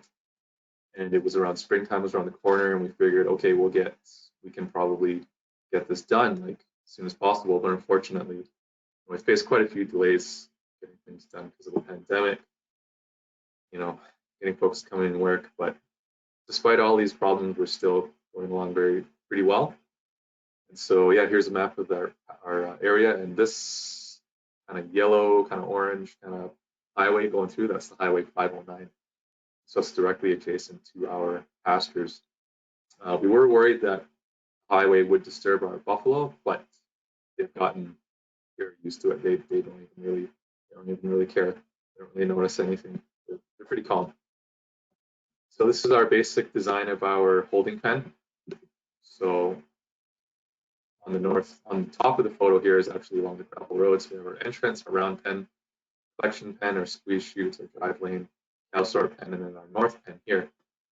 So when we first got our buffalo, we had them all in the batch pen. It was pretty cramped because certain parts of our holding facility weren't even done yet, and we needed our post pounder. Our post pounder broke down multiple times. It was just one thing after another, as it seems to go with projects like these, But we pulled everything together and got them moved around. The north pen, I gave them a lot more space. Originally, we also had our bulls and cows separated. That was from our consultant's advice, because our consultant, at the time, he was more of a buffalo rancher style, like the economic side. And his advice was like, well, we got to keep the bulls and the cows separate, because we only want a few bulls in there with the cows, so they'll develop that relationship, and the other bulls will keep separated, and we'll just raise them separately, for slaughter or later on. But the thing with that is that we didn't really have the resources to have them separated, let alone feed 15 or 12 to 13 bulls separately. And so I spoke with a few other people, and I noticed the bulls were getting stressed, being alone. The cows were stressed being separated. They wanted to be back together. We didn't want to separate them, and kind of manipulate them in the way like how we were manipulated, right? So I made the decision, all right, we'll put them all back together, and after speaking with Wes Olson, he's been a huge help on the project.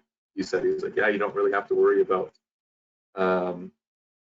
inbreeding in wild herds, because that rarely ever happens, because only the dominant males will breed. They'll have a pecking order. Submissive males will be pushed out.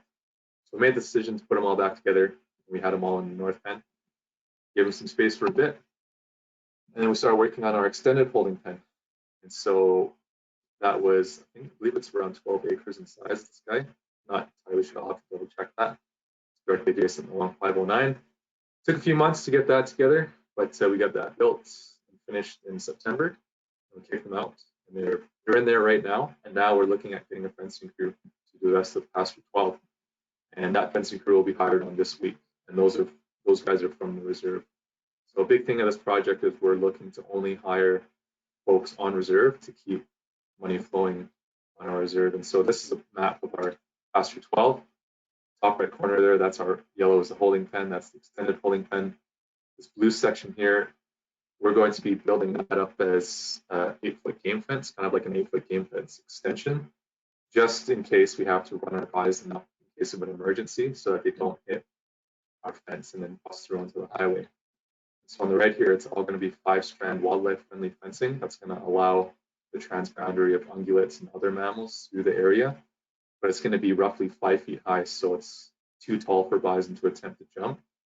And the green here, that's where we'll be installing our gates. Along the highway, we are installing gates, because when these pastures aren't in use, we want to have these pastures open so that we don't have ungulates and other animals trapped on the highway coming through. The fence is going to be wildlife friendly, but we still want to have these sections open so that we can allow ungulates and other animals to pass through freely. And we want to place them strategically, especially across from dugouts, because if they're water sources, we could have animals coming across. And yeah, we don't want them to be trapped on the highway, getting caught up in fence. So that was on April 20th. That's when we released them into that north pen, that kind of center pen. Give them a little bit more space. They're pretty happy with that, but still they need a lot more space, right? That was May 25th when we, this is when we moved them into the north pen. Sorry, the last photo was the collection pen. And this was on September 17th when we released them into our extended holding pen. They, you know, a lot more space, a lot more fresh grass. They had been in those smaller pens for a while, but during that time we had been monitoring them closely. You know, we've been working closely with Parks Canada and Warrington Lakes National Park, and we've been working with the vet Brian Macbeth from I think the Banff Field Unit. He's come and done some assessments. We've been talking with him. He's been doing offering us help in kind. We did some fecal parasite tests, and he did those for us in kind. And the parasite levels were fine. You know, they weren't, because they were in such close quarters, we were worried about having higher parasite loads. But they were fine. You know, we have them on native grass, and we do supplement their feeding for now with hay. But we don't want them to be reliant on hay. Some ranchers and producers feed them a lot of grain, but we choose not to feed them grain because it changes their behavior dramatically. We don't want them to be reliant on us. They're already fairly reliant on us to giving them hay. You know, they do prefer the grass from time to time, but the alfalfa hay, like, it has a little bit of an alfalfa mix in there, and that's kind of a treat for them. So here, I attached some videos in here of the release, or the day after. So this is them grazing on that native grass. You know, when we first had them, like earlier this year, there wasn't really many structures for them to scratch on, so their coats were pretty ragged. Like they looked a bit rough, you know, to me. But after talking to a few other bison producers, they said, no, you guys, like, they look good. And so we installed some extra scratching posts and a cattle oiler, which is those standalone chain scratchers that you see bulls use in cattle pastures. We didn't activate it with we didn't put any pesticide in it, so it's just the active one. But they've been scratching on that a lot, and that's helped keep their.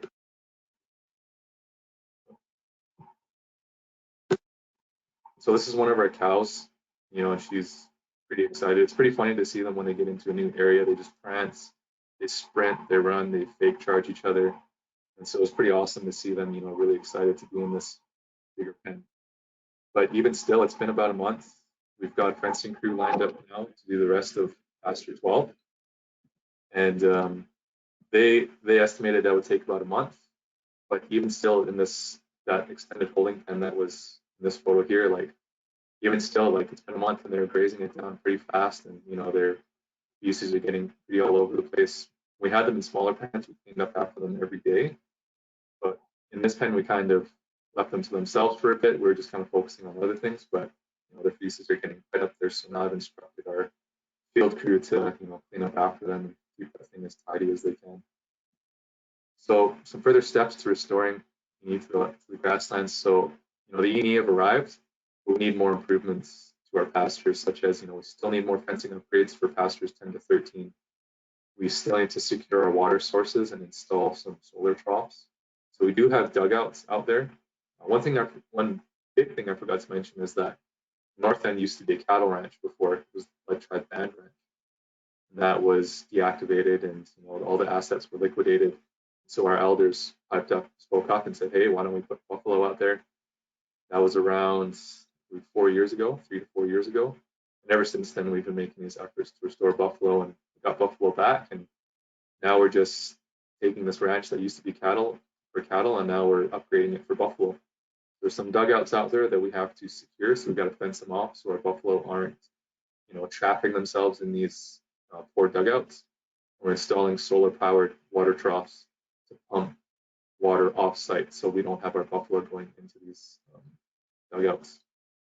And of course, continued assessments of the range and wildlife. So the Environmental Protection Division has been a big part of that at Lands. They've been doing a lot of research. They've been doing a really great job. So this first year, they've been focusing on getting that baseline research, that baseline data reported. And then we're just going to keep monitoring how the grassland is going to change with them. The top right photo here, this is a photo of some pronghorn antelope that have returned to the north end of the Blood Reserve.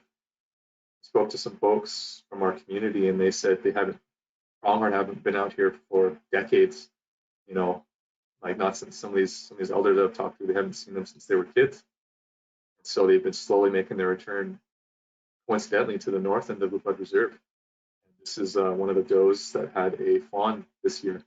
So I've been watching that herd closely. There's only 5 does and 1 buck, and now there's 1 fawn. But that's a big improvement from 2 years ago when they first showed up, when it was only 1 buck and 1 doe. So that we're really excited to have these pronghorn back as well. That's a big, so that's another reason why we have our wildlife friendly fencing out there as well, to help the pronghorn get through, come back easier as well. So after the release, so once upgrades to our fencing are completed, the Iinnii can be released into pasture 12. And then we're going to focus on, upgrading the fencing for pastures 10, 11, and 13. And once all of our pastures are done, our plan is to rotate the buffalo seasonally through each pasture. So the herd will be expected to grow after the bison reach maturity at 3 years of age. So at 3 years old, they'll reach sexual maturity and start breeding. So we're working hard to get prepped before that occurs. So like I mentioned before, there's tons of opportunities for research and observation of changes on the range, plants, insects, amphibians, mammals, phyrecology, and community. And we're also going to have a lot of community and youth involvement in this project as well, because ultimately this cultural herd is for cultural revival, right? Cultural and ecological revival. So our Iinnii herd can be utilized for harvest once the herd is fully established on the north end. So that's what I figure is that we'll take some of our, once this herd reaches mature, we want this to be our core herd, and then their offspring are what we'll look at potentially either using as seed stock for other herds, or using them for ceremonial, cultural use, and food distribution in the community. And so we're kind of in the early stages of this project. And so yeah, like with Fort Peck and their herd, that's kind of the goal. They're doing a really awesome job in other cultural herds as well. And we're just in the early stages now, and we're hoping to be at that capacity later on. And yeah, the photo here, that's actually on Scott P. Piccani's herd down in Browning, Montana. So yeah, I know it looks like we're running short on time. I would like to elaborate more, but I think I'll pass it on to Alvin now, and he's going to go into more detail about the research going on and data collection going on with the Iinnii project.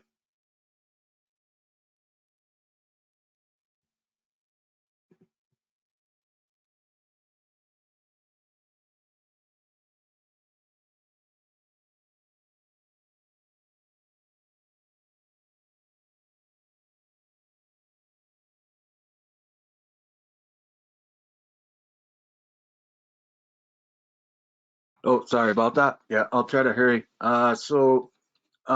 This is kind of what we're focusing on pastures 12, 11, 10.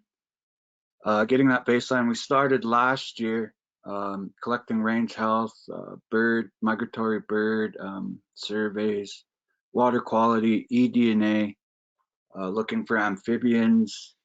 We're going to start incorporating bison nest, bison hair nest. So looking at the usage of bison hair in ground nesting and migratory birds. So that will come next year. We're incorporating soils, which we're collecting right this week. We're also looking at reincorporating fire back on the landscape, burning before the bison graze a pasture to look at the interactions fire and bison had on the landscape pre-colonial or pre-fencing, removal of bison and fire. Looking at getting those natural processes back on the landscape. So we do a bunch of surveys. We've collected, we have pitfall traps, riparian health, wetland health, range health. I think we'll start doing production clippings and trying to create as much employment utilizing our college students and high school students to help us collect this data. There's so much opportunity, and just being able to get people involved is our mission. So yeah, this is the pastures where we collect data on of the north end. It's all in red. That's all grasslands. And there's various industries throughout, but we collect our data throughout there, looking for species at risk, and what all the other data I mentioned previously. This is just some photos of the rematriation research, our ARUs, migratory bird. We're collecting water quality of the dugouts. We had to build use a extension so we didn't have to wade in the mucky dugouts. They're pretty hard to get out once you get in. And then we have William and Truman looking at the moss, prairie turnip, and documenting those where they're and how they're coming back once the bison are grazing the main pastures.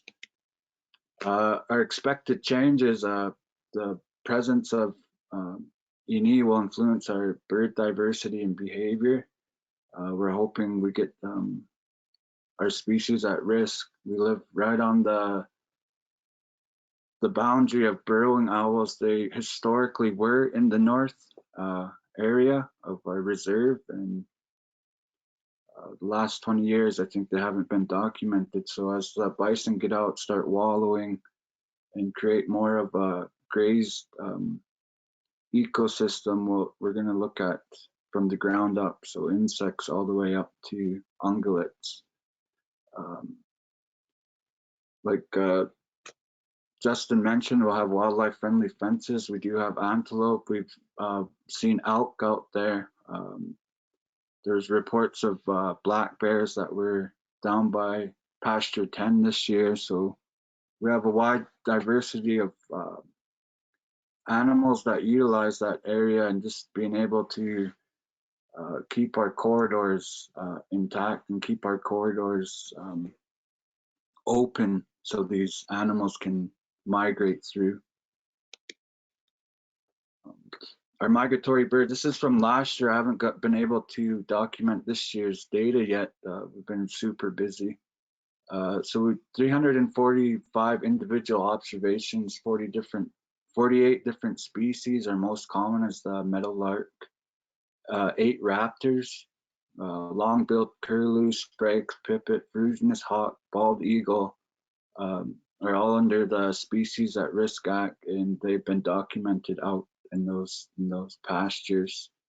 And then there are multiple culturally significant species, such as a long-billed curlew, the Iinnii, and just documenting where they're at and then their presence on the landscape. This is just some more photos, a picture of one of our grasslands with the native prairies, the beauty of it, and the abundance that they have. And then this is the birds that are that we've caught on camera. So vesper sparrow, some shorebirds, red-tailed hawk, ferruginous hawk on one of our ARUs, and then we have multiple different sightings. This is a picture Truman took of a Swainson hawk being bothered by prairie falcons. So our range health, last year's data, we had an average range health of 59%, which is healthy with problems. We're continuing to monitor the health, don't overstock it, control invasive plants in the pasture 10, and then communicate our holistic perspectives on a healthy rangeland. And then just documenting that as the bison start interacting with the grasslands, and document that relationship that they're having. Traditional plants are looking at creating buffer zones for protection, simplifying our data collection process. We have a database, and then just holding more sessions, interviewing elders, getting more people involved. I hate to say this, but it's almost like a dying breed, people that utilize our plants on the landscape. So just getting that more people back on the landscape, utilizing what's in our DNA, right? Like our plants are our DNA. This is last year's dugout water quality. They're in the normal range for livestock drinking, but they do need some some restoration, I guess you would call it. Dugouts are man-made, so we can influence the water quality on them.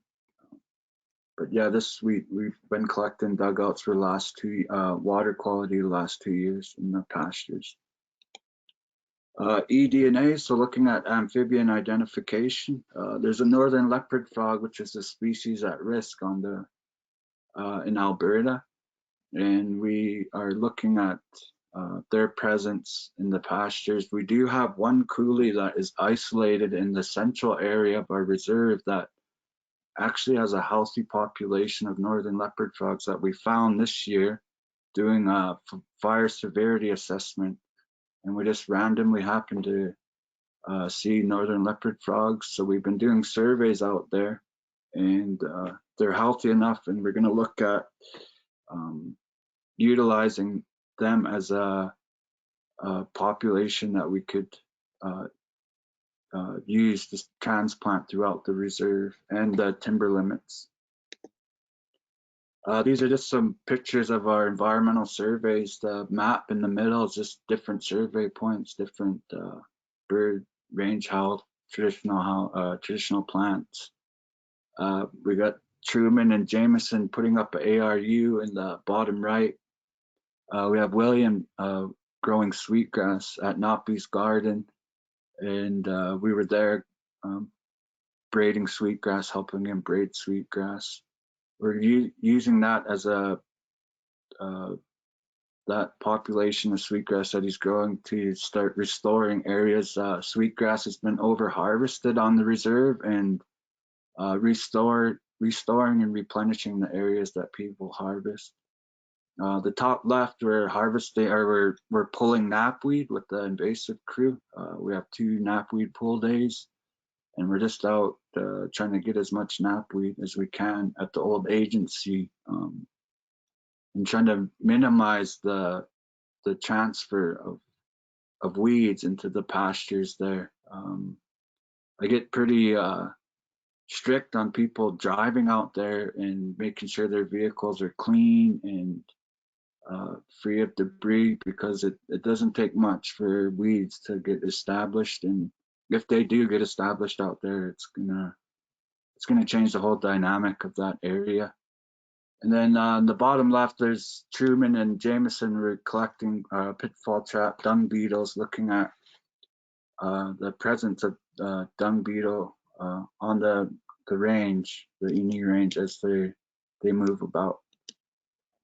So Indigenous-led conservation is our focus. We have the conservation planning, healthy country planning, awareness through Iinnii Ecosystem Protection Association, which is a community-led association that has multiple from elders to youth involved, and just creating that awareness and having people promote that conservation education.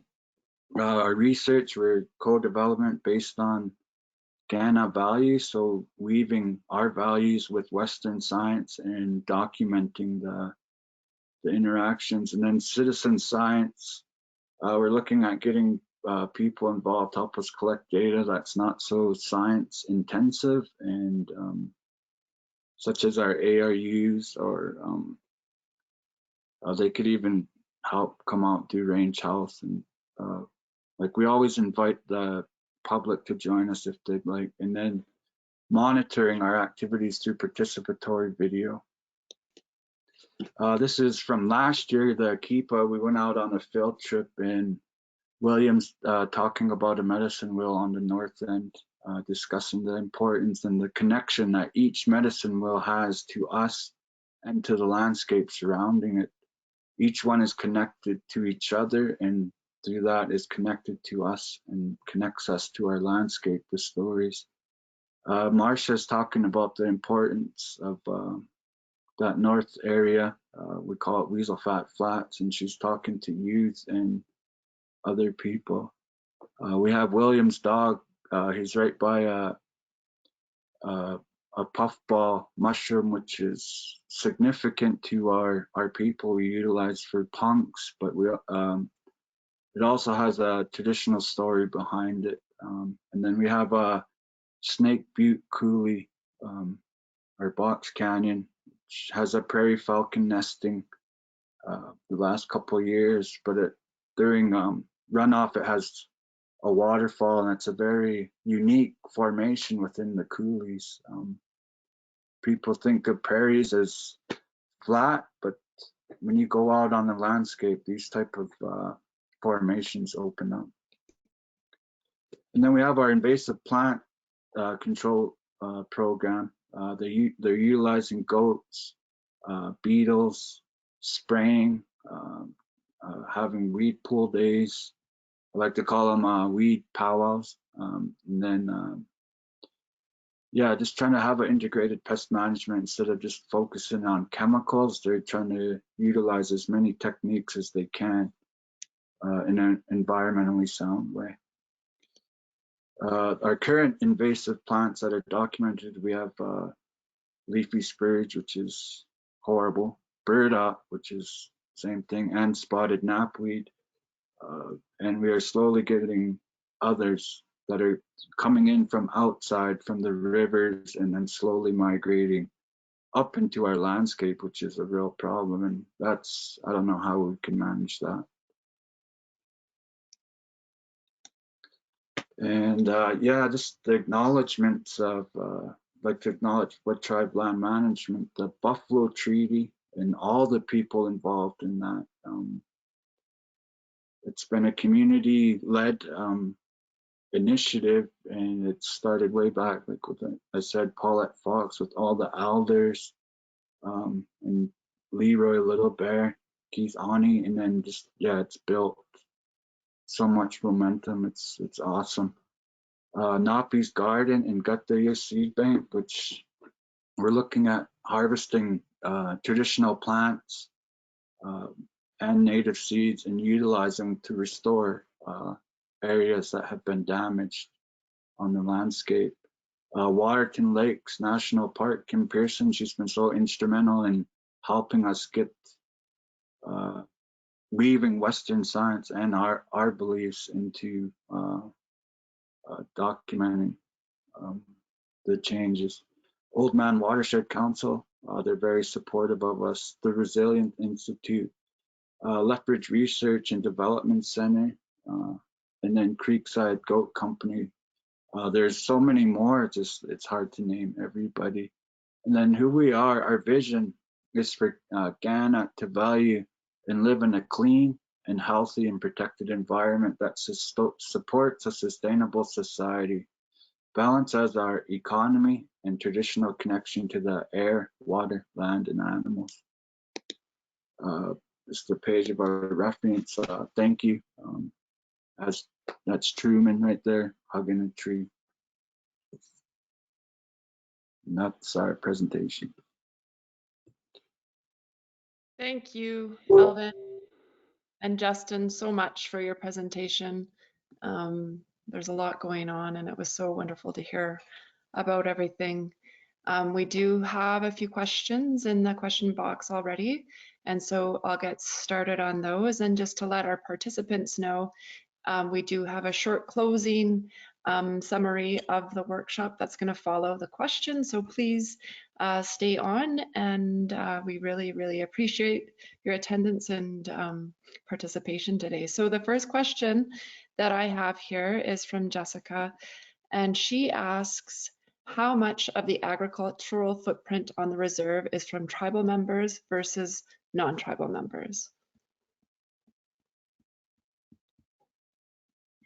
Well, it's all the tribe land occupants, but it gets farmed out to non-members, if that makes sense. So it's all the benefits go to each land occupant. They sign a contract with the farmers, and then yeah, they each get their percentages, but it's tribally focused. Like we have a Black agriculture project, and they have pivots, and they have a huge land base that is tribally managed. Okay, thanks, Alvin. Another question, and that has been answered, and thank you, Carolyn, was it possible to get a copy of the Native Plant Guide? And so a link to that was posted in the chat for others that might be interested.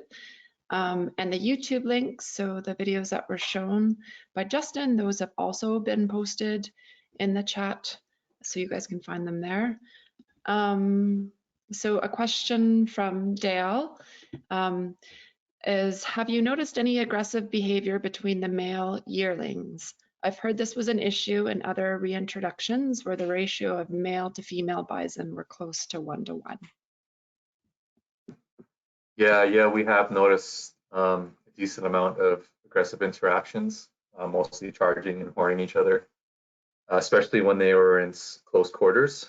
In the smaller pens we had, like the North Pen and that Central Pen, yeah, because it was a small area, and especially with fall coming, they were getting fairly aggressive towards each other. We even had some minor injuries, just kind of like scrapes in like the hip area, kind of in like where the flank is, and nothing major, but a few scrapes, just the males scraping each other and just developing that pecking order.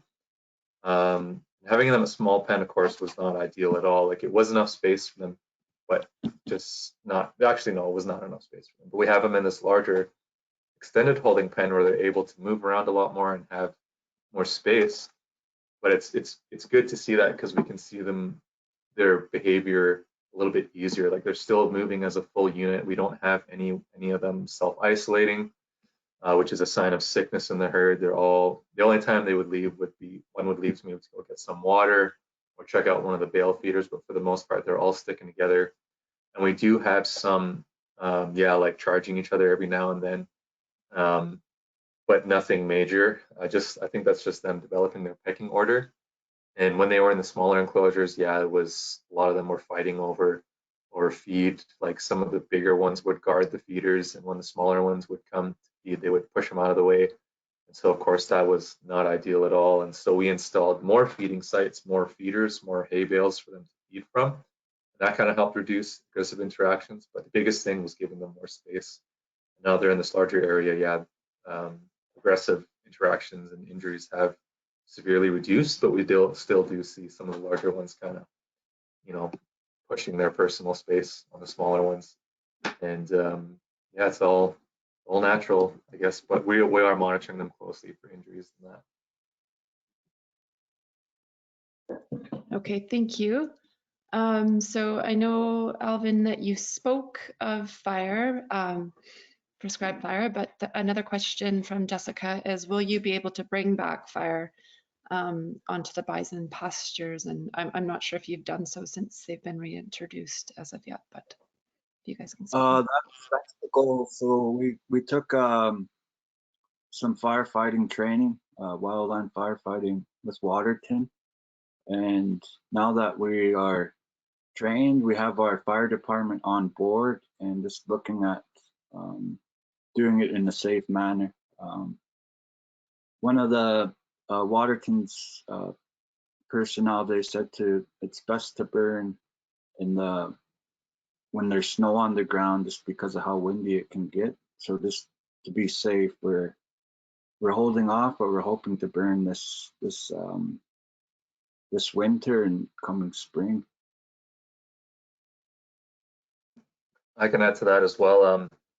Yeah, a big thing we wanted to incorporate in this project at the beginning was using steel posts in our pastures, because wood posts, steel posts are right now are actually cheaper than wood posts are, and of course steel posts are a more permanent option. The thing with steel posts, you gotta pick them up, deliver them, cut them to length, and then weld chain link pigtails onto them to mount your wires onto. And in this first year, seeing with all these delays we had, we were hoping to incorporate that into the project for pasture 12.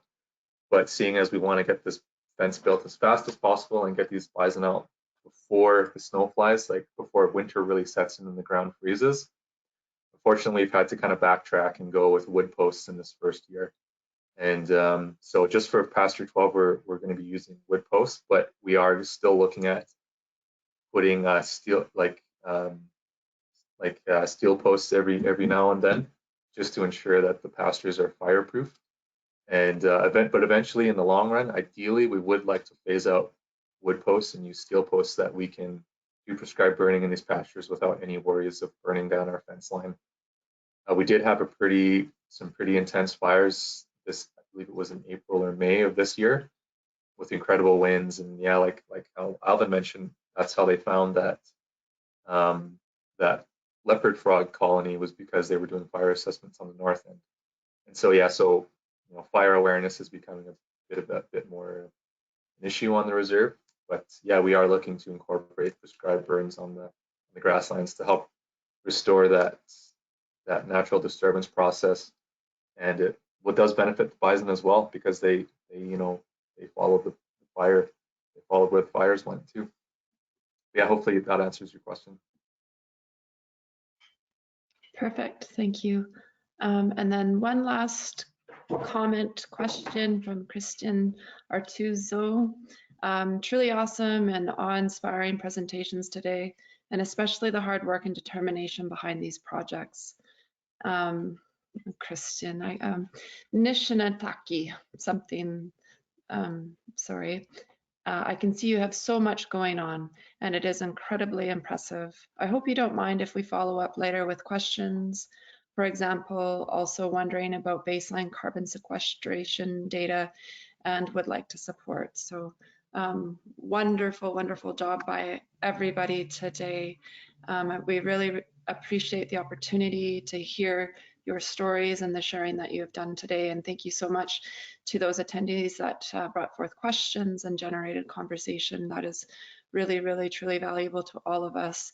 There are no more questions in the question box. So at this time, I'm going to pass over the controls to Linda Cerny, and she's going to just do a quick summary and thank everybody at this time to close off. Okay, good afternoon, everybody. Thank you for your patience. And we're going into your lunch hour, so I appreciate your time. I'm Linda Cerny. I'm a former chairperson of the Transboundary Grassland Partnership, and I'm an ongoing member of the core team from Alberta. I've been involved with the partnership since its inception and pleased to provide you with some final remarks. I'd like to respectfully acknowledge that I'm speaking to you today from Lethbridge, Alberta on the Treaty 7 territory.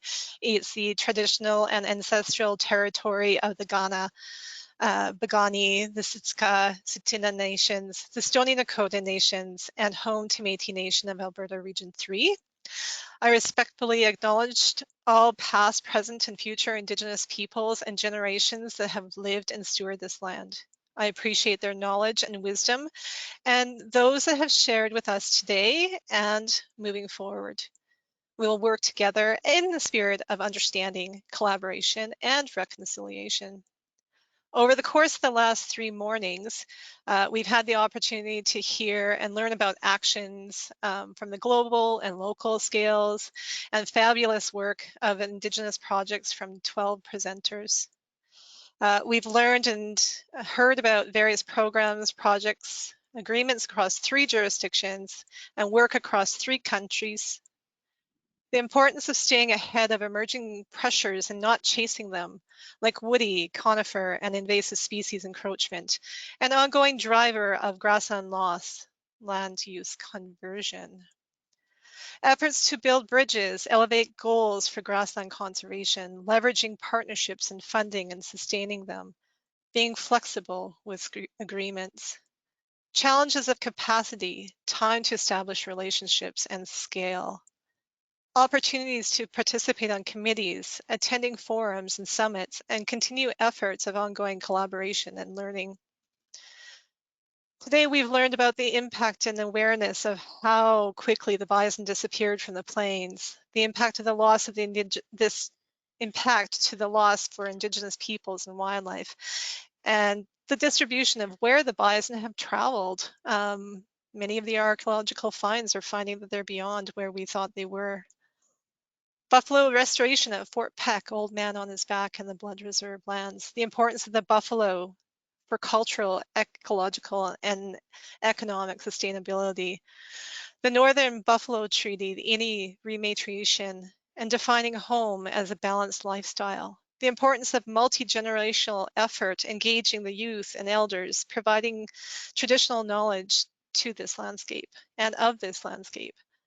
Healing the ecosystem and restoring the language, knowledge, and the spirit of the prairie.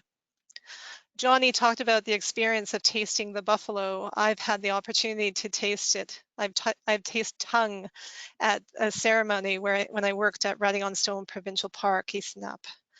It's a very different taste.